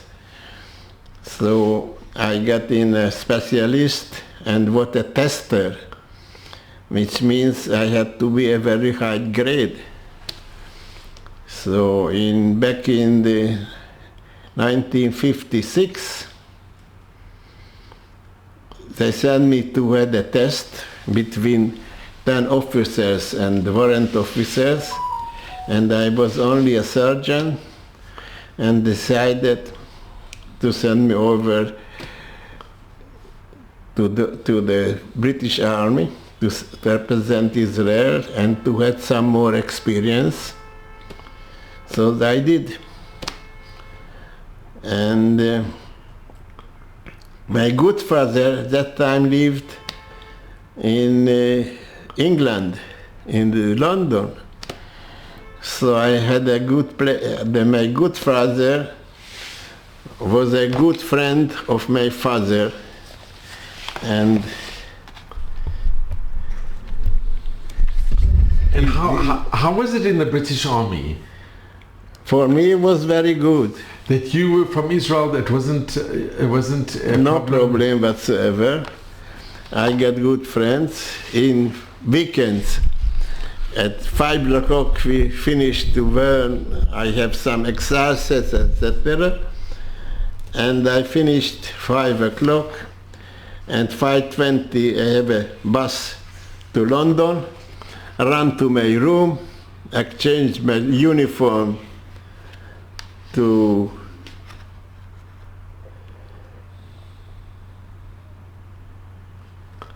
civilian clothes, most favorite. civilian clothes. I got on the bus and right to the Victoria station. There was autobus 51. I went to buy flowers, all the ladies. So they waited from the Friday evening with the dinner. They called, my nickname was Soldier because they had no kids in the family, and there were 4 brothers and sisters together with no kids. And the interesting was that actually I did find out there were the matchmakers who did my matchmaking with my mother and father. Two of them were lawyers, and they had the trainings. They were coming to my grandmother that I never know to have dinner with them, lunch. So they got good friends. You see, this is the elementary school in Szeged. I'm looking now. This is the elementary school. Yeah. So this is the elementary school. Jewish elementary school. And this was before the war. Is up to 44. Up to 40. And here the certificate. Is a certificate that I good in sport. Can I just go?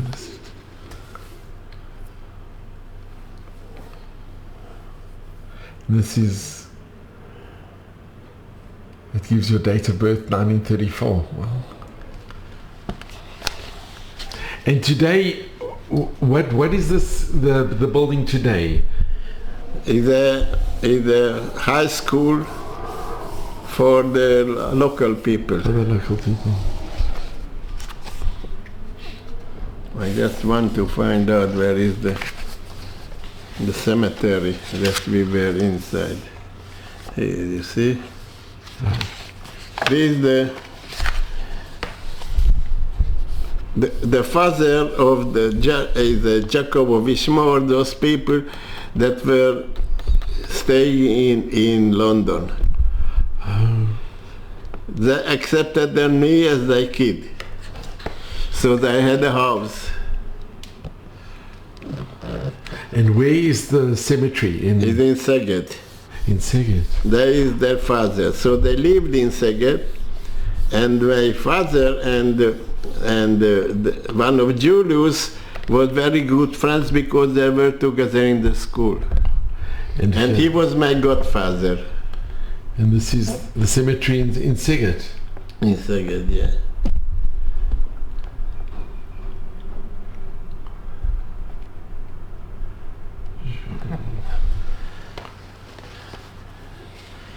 So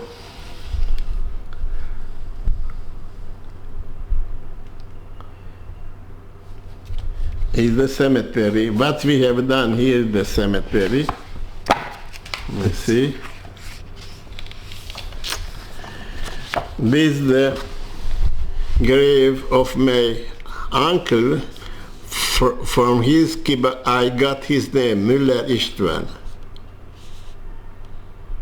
From 1892 to 1927. 1920. He was killed in 1920. 1920. When he finished his master. And there's the grave of my grandmother and grandfather in Szeged. And we came in, it was all covered You see, he's covered with green. And I did find out, and what's the way was I find out? Because I remember this. I remembered this one, and it was no green was covered because it's Too tall. tall, and it's nearby. You see, it's nearby, and I did find immediately the grave.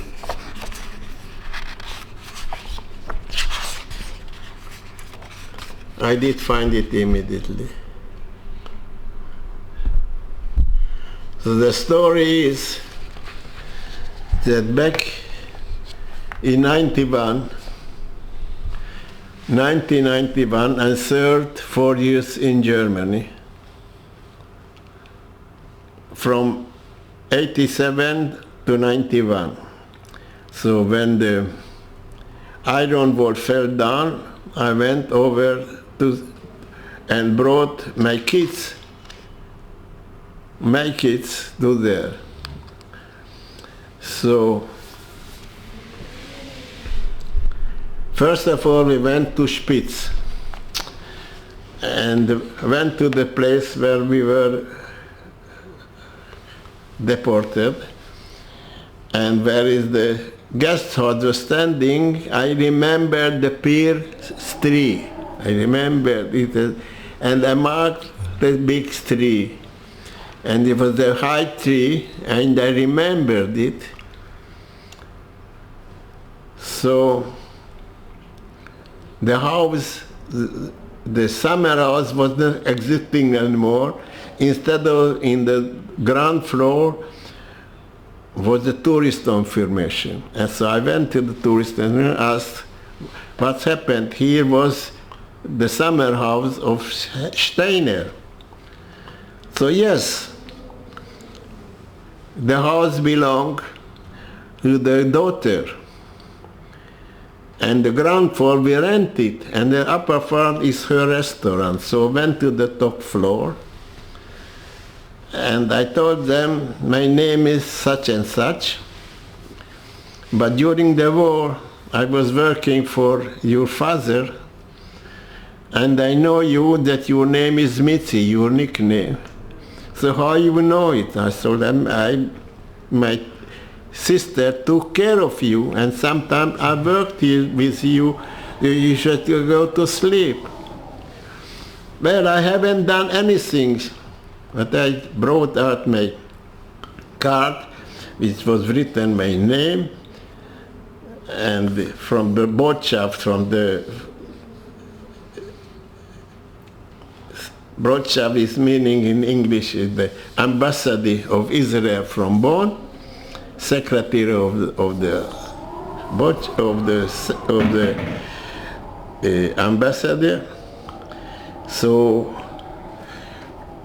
she was rested. We had a cup of coffee. It came out her father is still living. So we ordered dinner in the place, and at 2:00 her mother came in, and I sat with her for about midnight and spoke about the past. So the next day we went to the village. We drove to Persenburg, and I went to the village office and find out that what is written on around the people in those days, but was nothing in the records. So I started to go around the houses. When I remained where was this warehouse stood, I did find out that one of the ladies told me that in their yard there was the grave of the Jewish people who were killed in April 1944, and their bones were taken to St. Pölten Cemetery. So, and when they rented about the place, So they opened the grave and took off the bones to St. Pölten. So couple of years later, I was in Croatia. We drove up about 300 kilometers and went to St. Pölten, which is in Austria, and went to this is a city of about 150,000 people. Went to the townhouse and looked for what they know about it, and they didn't know anything. Anyway, they gave me the address where the synagogue was, because there were no Jews anymore in the city. And I went to the synagogue. In the synagogue, the Hebrew was written in big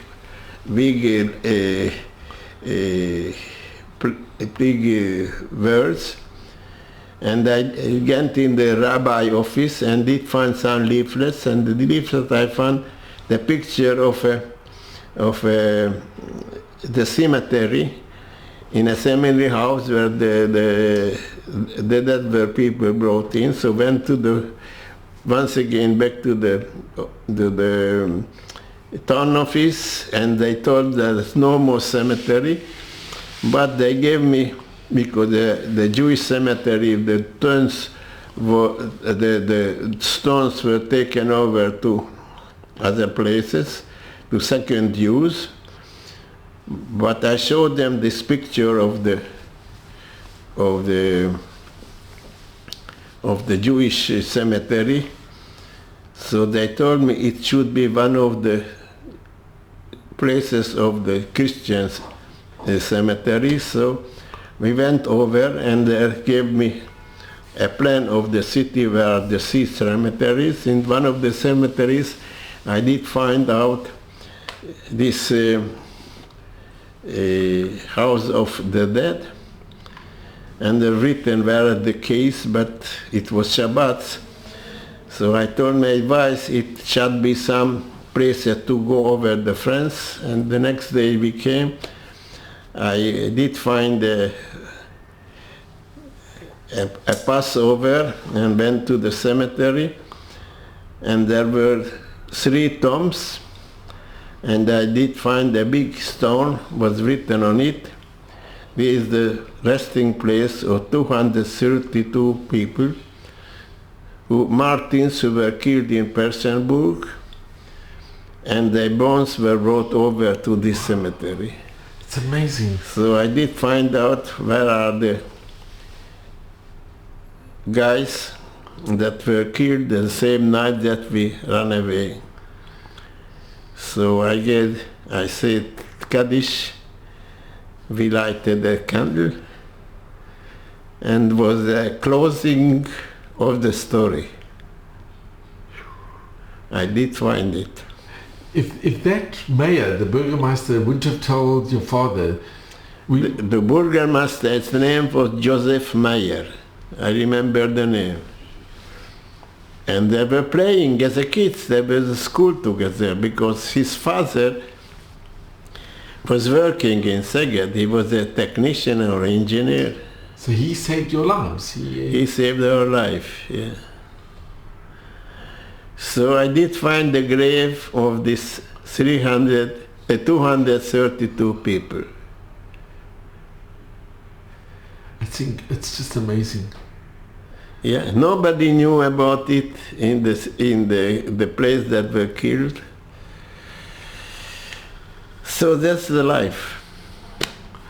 Mordechai, it's miracles. I just want to ask your wife. I never I didn't go to Germany up to 1969. But because I was in France, in England, and I traveled in Europe. But when I was in my work, suddenly a subject came open, and I became a liaison officer to the American headquarters in Wiesbaden, and it came up at the subject that I had to take care of it. In 12 No, 18 hours when it was decided that I have to go, I was in Germany. The decision had to be done in Friday morning, and in Wednesday, 12 o'clock, the subject was brought to me. Next day, at 6 o'clock, I was in the plane to Germany. In Frankfurt, took the train to Wiesbaden. I met the right people in the American headquarters, and it's a successful business trip was, and I brought something from the Americans that were given back to them by the NATO from the Marshall Plan that was given to the European armies. And so I became the liaison officer to the American headquarters, traveled 3 or 4 times a year to Europe. And because of that, because I had good terms with the American, I was sent over to the United States back in 73, just before the Yom Kippur War. So I was the Yom Kippur War. I was very much responsible for the subjects that were sent over to Israel by the planes. The weapons. The weapons, yeah. So later on, after then I came back. I was the Merkava plan, the tank plan, worked for that in the States for 4 years, and in 6 years I was the Merkava tank project, what we should call the administrative one. All the money is gone through me. About 90% was the expenses gone through me. So it was very interesting. Production was my responsibility. But the technical was not my job. But the engineer work for the gun, I took it because I was the best in the field, so let me know all the engineering on the gun. Actually, the gun is the subject that the tank is made for it. So I took care of the technical part of the gun. Amazing. So after that, in Israel, I went to Germany. I took care of the submarines subject, the 3 submarines, and I was also in the submarine business. And later on, I took the responsibility for organizing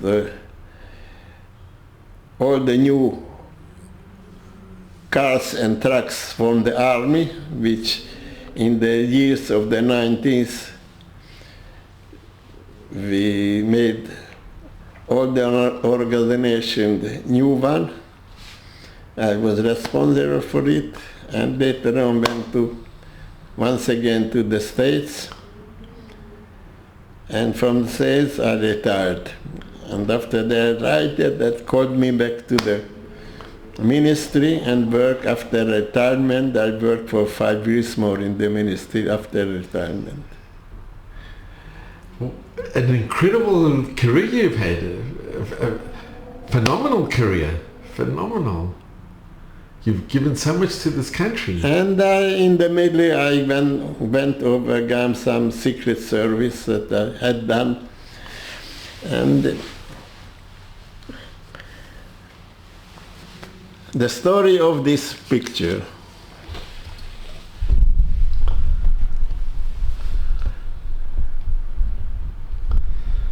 This is the... It's from 39. And in Freud, and the picture was done by the husband of this lady. We came back from deportation actually in 45. And it's written here in Hungary in 45. Here is written, after the war, only the Müllers, this my mother and there, came home. Those two, and she also was lost, passed away or killed during the war. When we chose to go to work, we invited her to come with us, but she decided to go with some of of her family, some nieces or something, so she didn't come first, killed. In 91, we went back to Hungary and took my kids there to visit the place, went to the synagogue, and I asked about this gentleman if he's living. Was this from... Not this one. This is in 2019 with my kids. I have 3 kids. 2 of the engineers, and one of them she's a lawyer.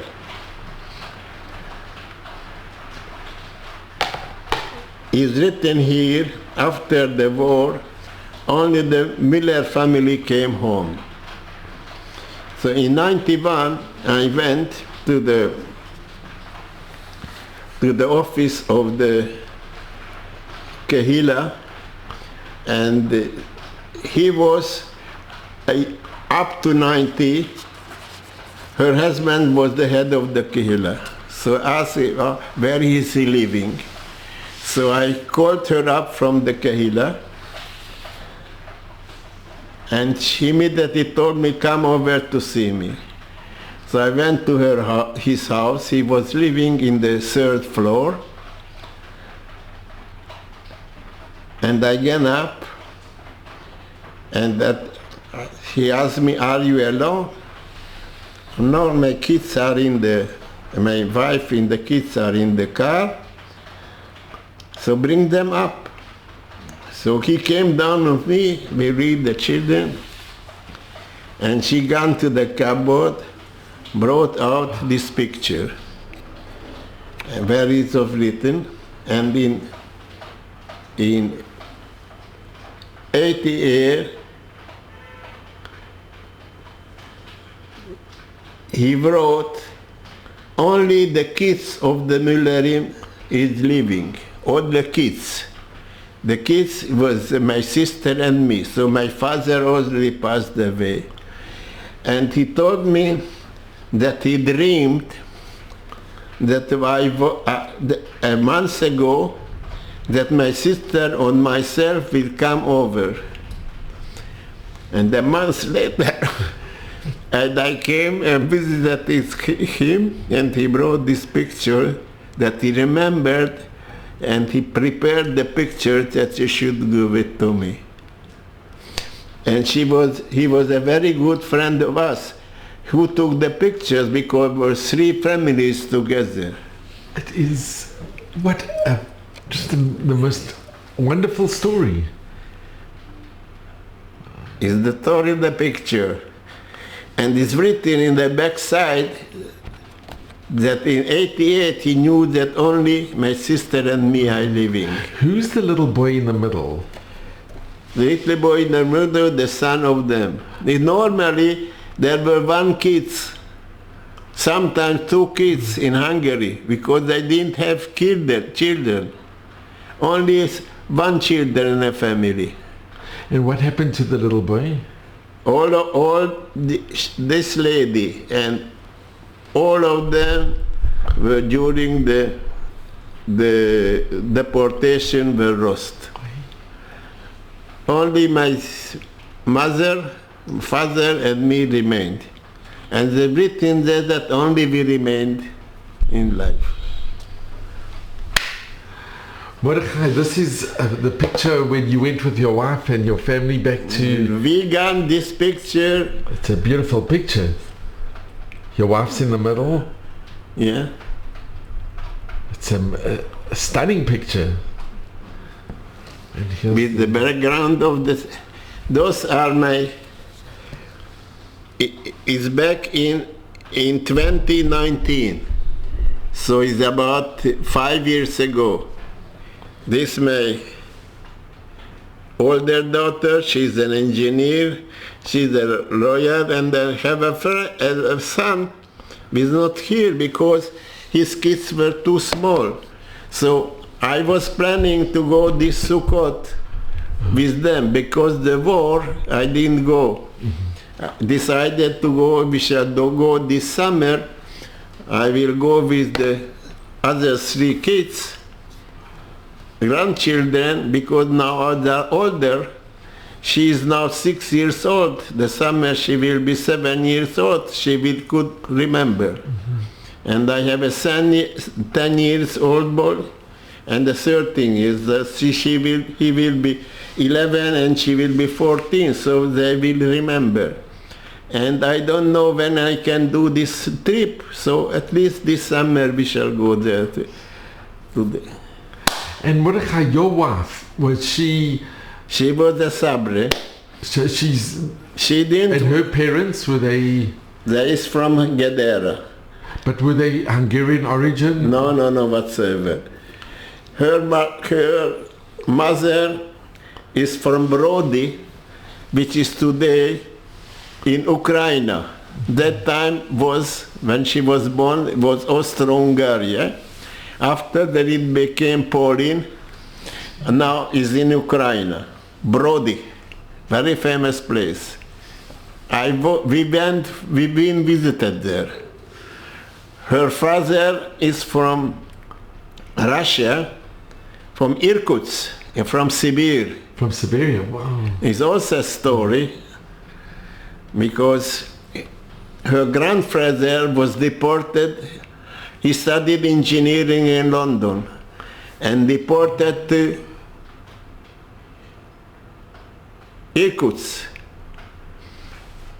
as a prisoner because he was left by the Tsar regime. And when they built the railway about the Baikal, do you know what is the Baikal? Baikal lake, the deepest lake in the world. Is 1900 meter deep. And there was the train to Siberia is gone over the Baikal by ship. And in winter it was frozen and the train went through the ice. But one train, the ice broke down and the train went into the deep. So they had to put, if the Baikal train, and instead of going through, you had to make a round in the train to China, the Trans-Siberian train. So here is all of them hills and mountains, so they had to build 20 bridges and 20 tunnels. Go all the way around. To go around. And it was the time in 1905 was the war with Japan. And it was the train was taking over the soldiers and all the supplies. So they knew that the train may pass over the ice, it may broke down once again, so had to put it around. That the engineer suicided because he couldn't stand the timetable that was to do. So I gave to the engineer was her grandfather. and he took care of building in time, just one day before it was the target time, to prepare the train, the should go around all the bridges. So he got released after that. He succeeded to do the job. So when they had the soldiers to move over to against Japan, they could go all around, not through the train. It's amazing. So he was released in 95, and he was supplier of the Russian army. And in 1912, he came Israel and brought 500 dunam in Gedera and paid for a house in Gedera. In 1913, he brought over all his family. And my wife's parents, he was 10 years old when he came over with the father. And the father bring in 7 kids. And they lived in Gedera. And there I met my wife. A friend of mine invited me to come to him in Sukkot. So I got up early in the morning at 3 o'clock, and I worked till 8 o'clock in Sukkot 70, because I had to help my father. And I cleaned myself, made a tash and dressed up. I went to my friends in Sukkot. So they were still in pajamas, because I arrived at 9 o'clock. I finished half a day. So it came out that we're in pajamas. Why do you have come so early? I invited you to 11. So they didn't tell me the time, so I came at 9 o'clock. So it came out that they invited some lady to come to meet me, so to give my address. So they were so much pressed, they gave the address. So I went to see the lady, and in the terrace was sitting her brother, and I with my brother-in-law. So they told me, I went there, I knew him because he was an engineer in the army, he was the officer in the army, and they did some development, and I was the tester of development. So the mother came out, who is this guy, she asked, and I told I came out to take your daughters. So she told me to invite them to the salon and give them some sweets.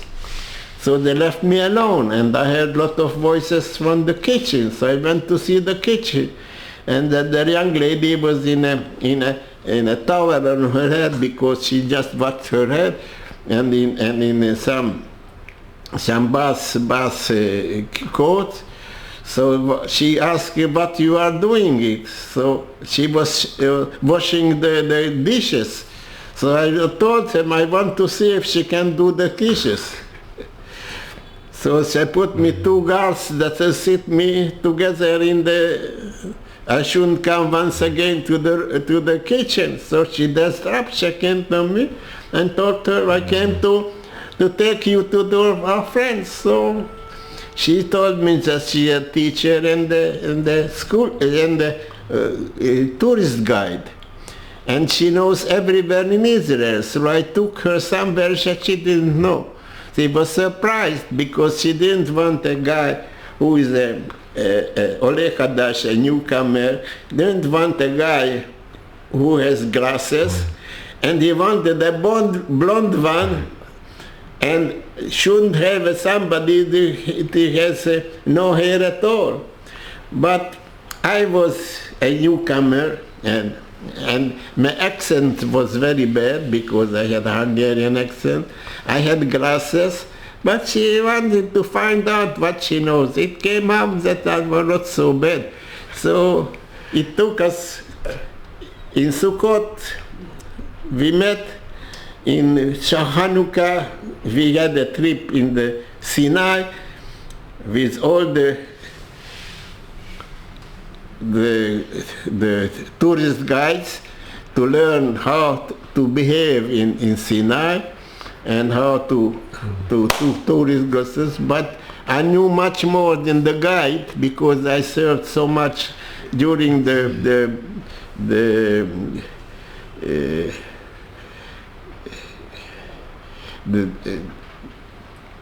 my search about more than 300 days, and an ordnance officer in the artillery, so I knew Sinai much better than the tourist guide.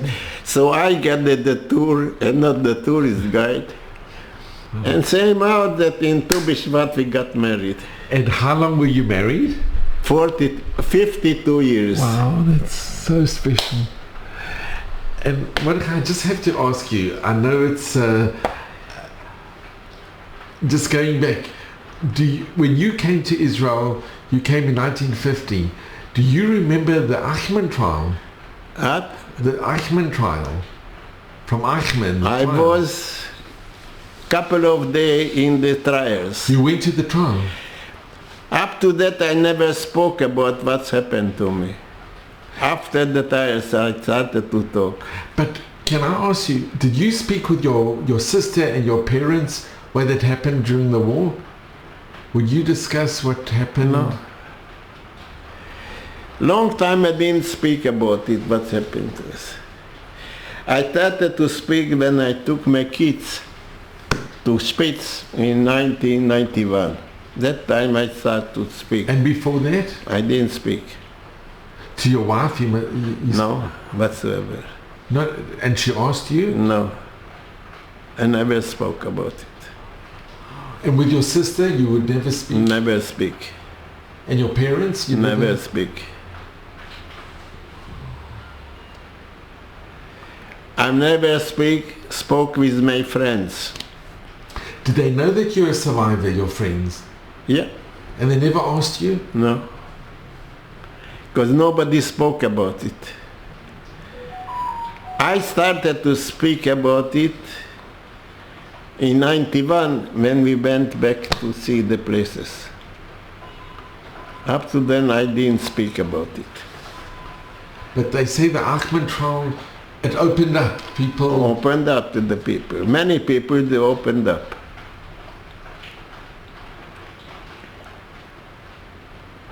And the Kastner trial, do you remember that as well? Yeah, but I was not interested because I'm not involved in that. Mm-hmm. It was only for 1,500 people, that's all. It was insufficient, nothing. We were not involved in that. There were people for the rich people, and mostly from Budapest. The people were taken to the deportation was mostly from the provinces, mm-hmm. and not from the main. In Budapest, they remained the people. They were not deported.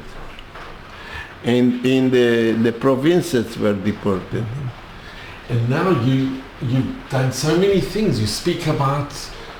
Do you speak in the army bases, or do you speak in?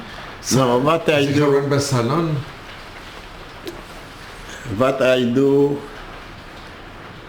Actually, I do in Hebrew. I make lectures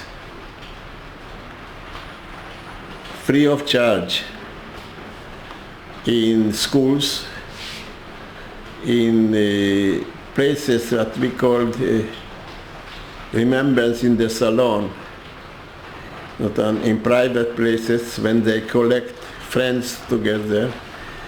And I give lectures in big organized places, as in Nestiona there is I gave in the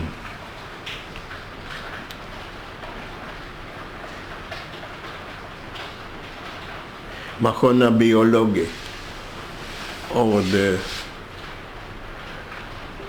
תעשייה אווירית in the Tamam.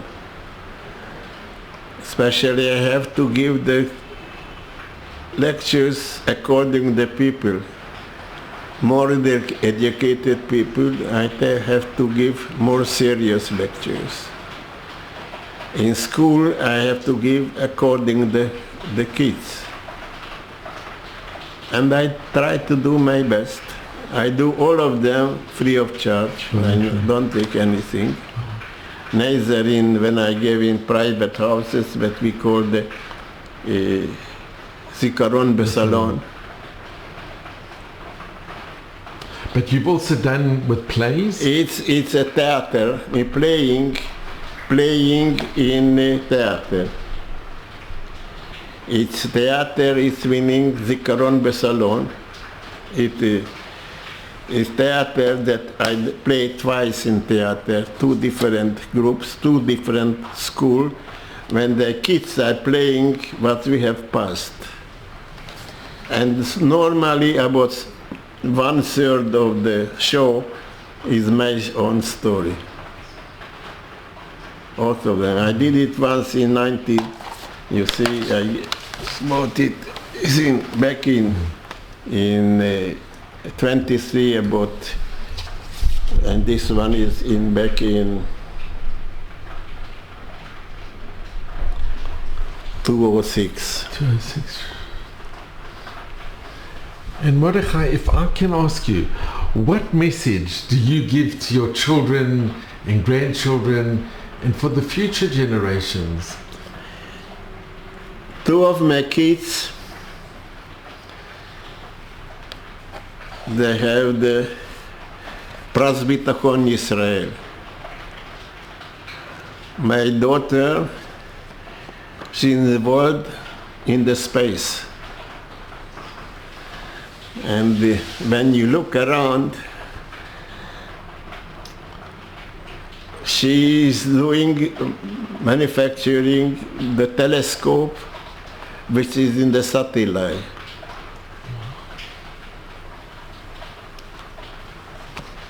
And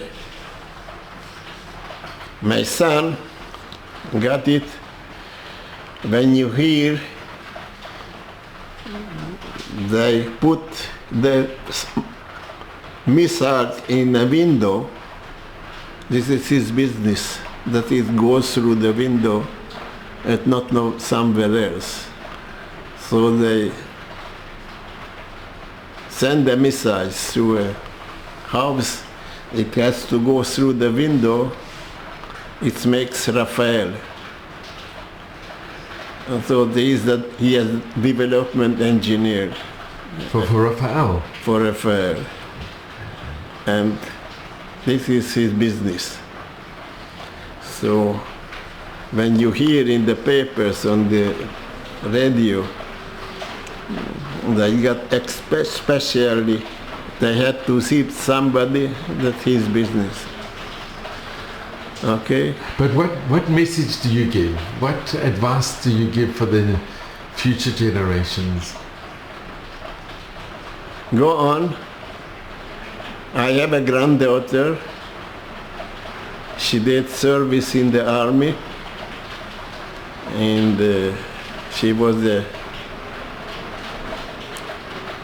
computer specialist in the army. A granddaughter, she did a service of the boys, or a longer service. She was released from the army in September. In 3rd of November, he studied to learn in the Technion, electronic engineering. Today I have two kids. One of the grandchild, he was in the you go to the bathroom. One of the child was in the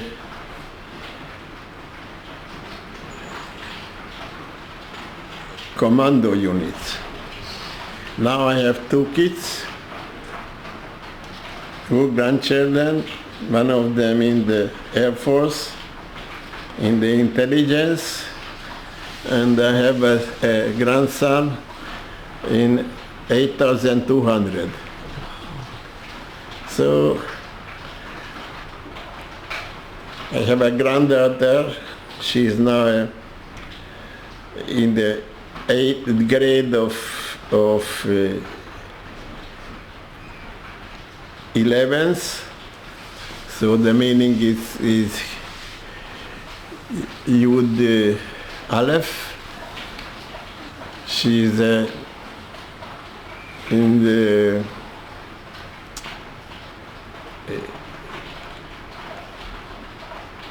should I call it? He's an organizer in the youth organization. What I give them, you have to be yourself. I was involved in many subjects that I saw a lot of things. My father told me to be on the right, always keep yourself out of the dirty business, and I try to be that. And this is my message to my kids and the grandchildren. We are together every Friday evening with the kids and the grandchildren. I make Kiddush, and they liked it very much. And every Friday evening we are together. It's wonderful. With the kids, and every time with somebody else. My son is coming over to me every 3 weeks, every month. That's the reason I'm keeping a big apartment, so they have 2 rooms, they have 5 people they can stay with us. And my best way of to be then Friday, or the kids, they hug me and kiss me, and I always thinking of them. Mordechai, that is so special, so c'est la vie, this is the life. Mordechai, I just want to thank you because I'm so grateful to you.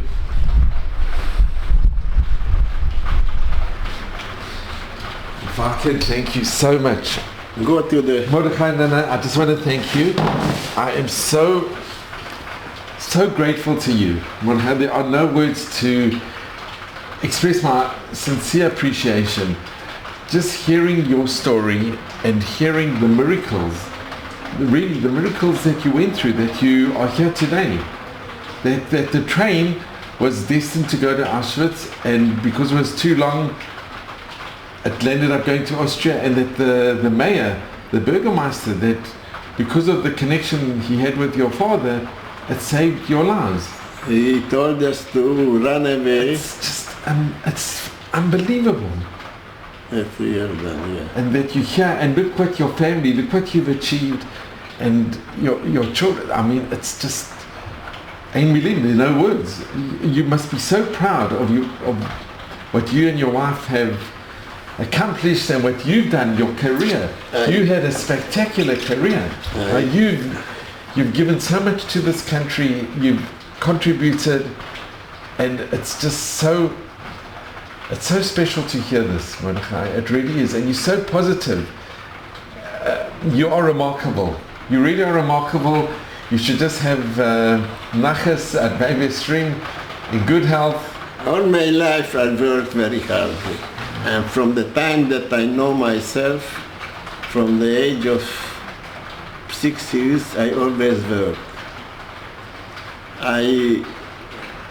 When I left the army, next day I started to work. They knew me about, and immediately I had no free time, never had the free time. But you've traveled the world, you've been to South Africa, you've been all over. And you know what, you really, are somebody that we should all we should strive to emulate. You've made the most of your life. After then I got retired. I traveled with my wife in 20 years, 60 times overseas. It's 60 times? 60 times, 6-0.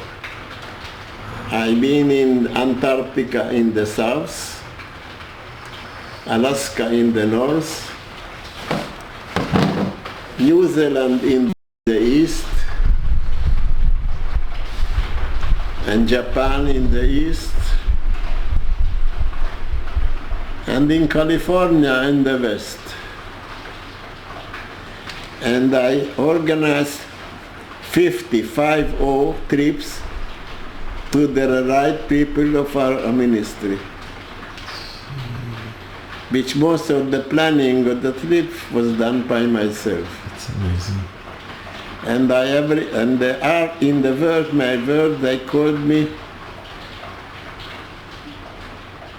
multi-tours, because they organized the tours.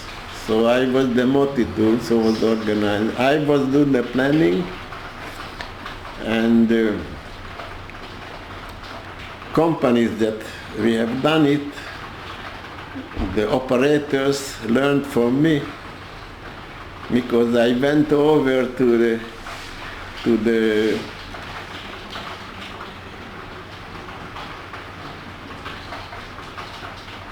back in when I retired, to study 1 year organizing overseas tours in the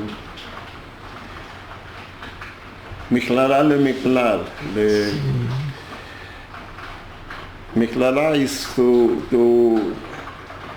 in Russia. And Mordechai, after what we've seen from October the 7th, this terrible war that we've gone through, do you have hope that things will, for the country, that things will improve, that things will get better? It will be better. It have to be better. It cannot be wronger. It must be better. And you've got hope? And it will be better. And this situation that we have now will change. It must be better. I couldn't agree more. It cannot be worse. It must be better. Always there is the up and downs. Now we are down. But it will get better. It will be better. Mordechai, thank you so much. This is a picture of your uncle. That's the uncle that I got my name after him. He was Müller Istvan.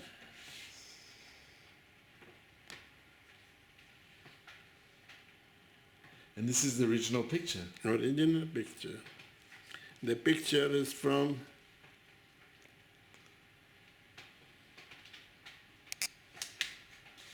This is from 39. Is the border of Hungary with Poland in 39, up in Transylvania. When I was left there in 5 years for the summer to have in the mountains, and is the border to Poland. It is the Polish-Hungarian border. And I sitting there with the border guard.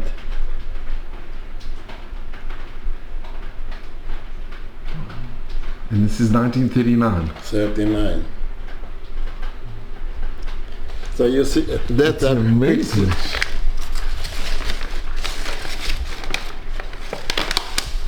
My parents with Tommy. Tommy is the dog. He was part of the family. And this is when you came to Israel? It's a picture in 53. Your father was always very smartly dressed. No, why not? And my mother passed away a year later. This is the factory.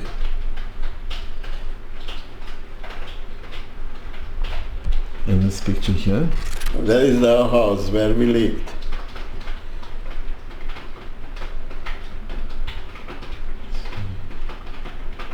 And you helped build the house? No, the house was there, but No, the inside. the inside we closed this here. Yes, we yeah. made kitchen. This I prepared. That is me in the office at school.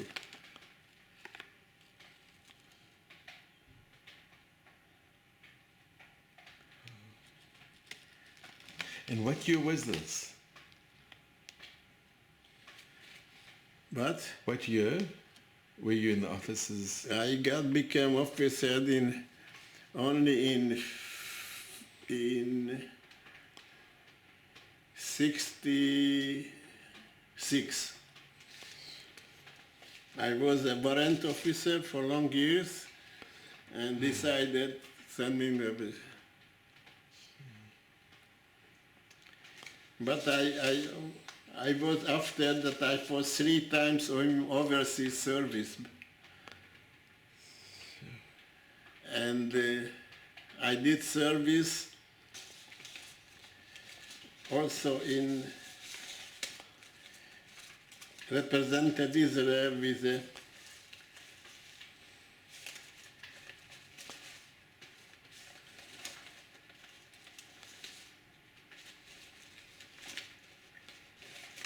special, what we call special service. So not the rank is important. You've had an amazing career, an incredible career. I did service, I was representing the Prime Minister's service. So I've been around the world. And which Prime Minister can you...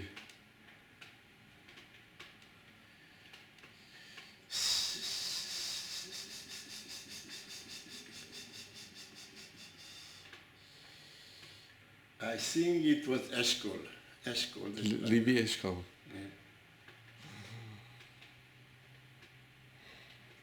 From the army where I was actually sent over to a special service, and I was overseas for 2 years. That's amazing. Mordechai, you've had the most remarkable and unbelievable career, and you've achieved so much. I don't think so much because I work always very hard. One thing brought the other one. And I think each one brought something more. Nothing came easily. Well, you can be so proud. You've achieved unbelievable. This is you with your friend Gidon. The Gidon Batan, this one. And he was originally from Holland. When he was 7 years old, her mother left with a Catholic family, and till the end of the war he was the family. After then she was taken with the Aliyah group to Israel in 1946. We served in the army in the same unit. We met in the army.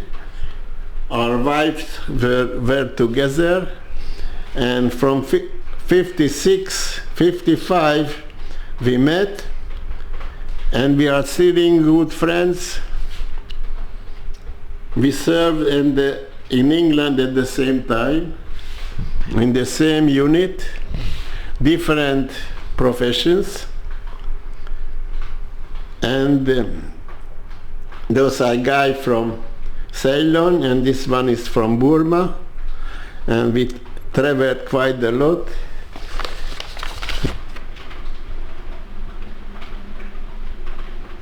When I served in France. And who are you with? This one is me. And who you standing next to? As a friend of mine.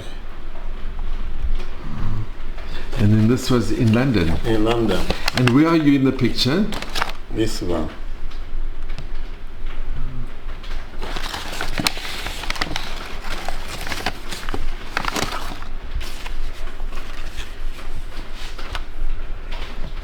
That's the place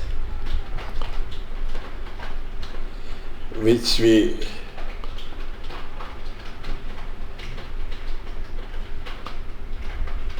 I'm just gonna... goods that I brought back in 69. Those are guns in Israel. For me, it's a story, life story.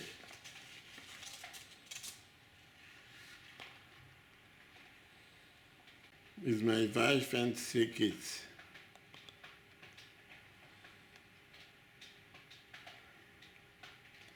Is in the United States back in 1975, that she was a baby.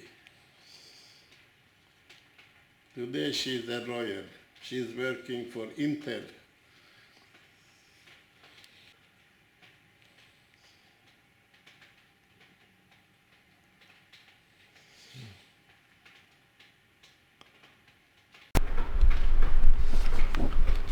State of Israel Ministry of Defense.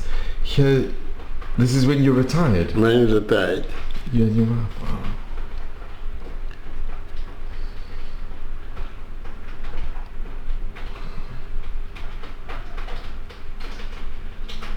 And this is the army. When I retired from the ministry, the army gave me a retirement fairment because I gave services to the army.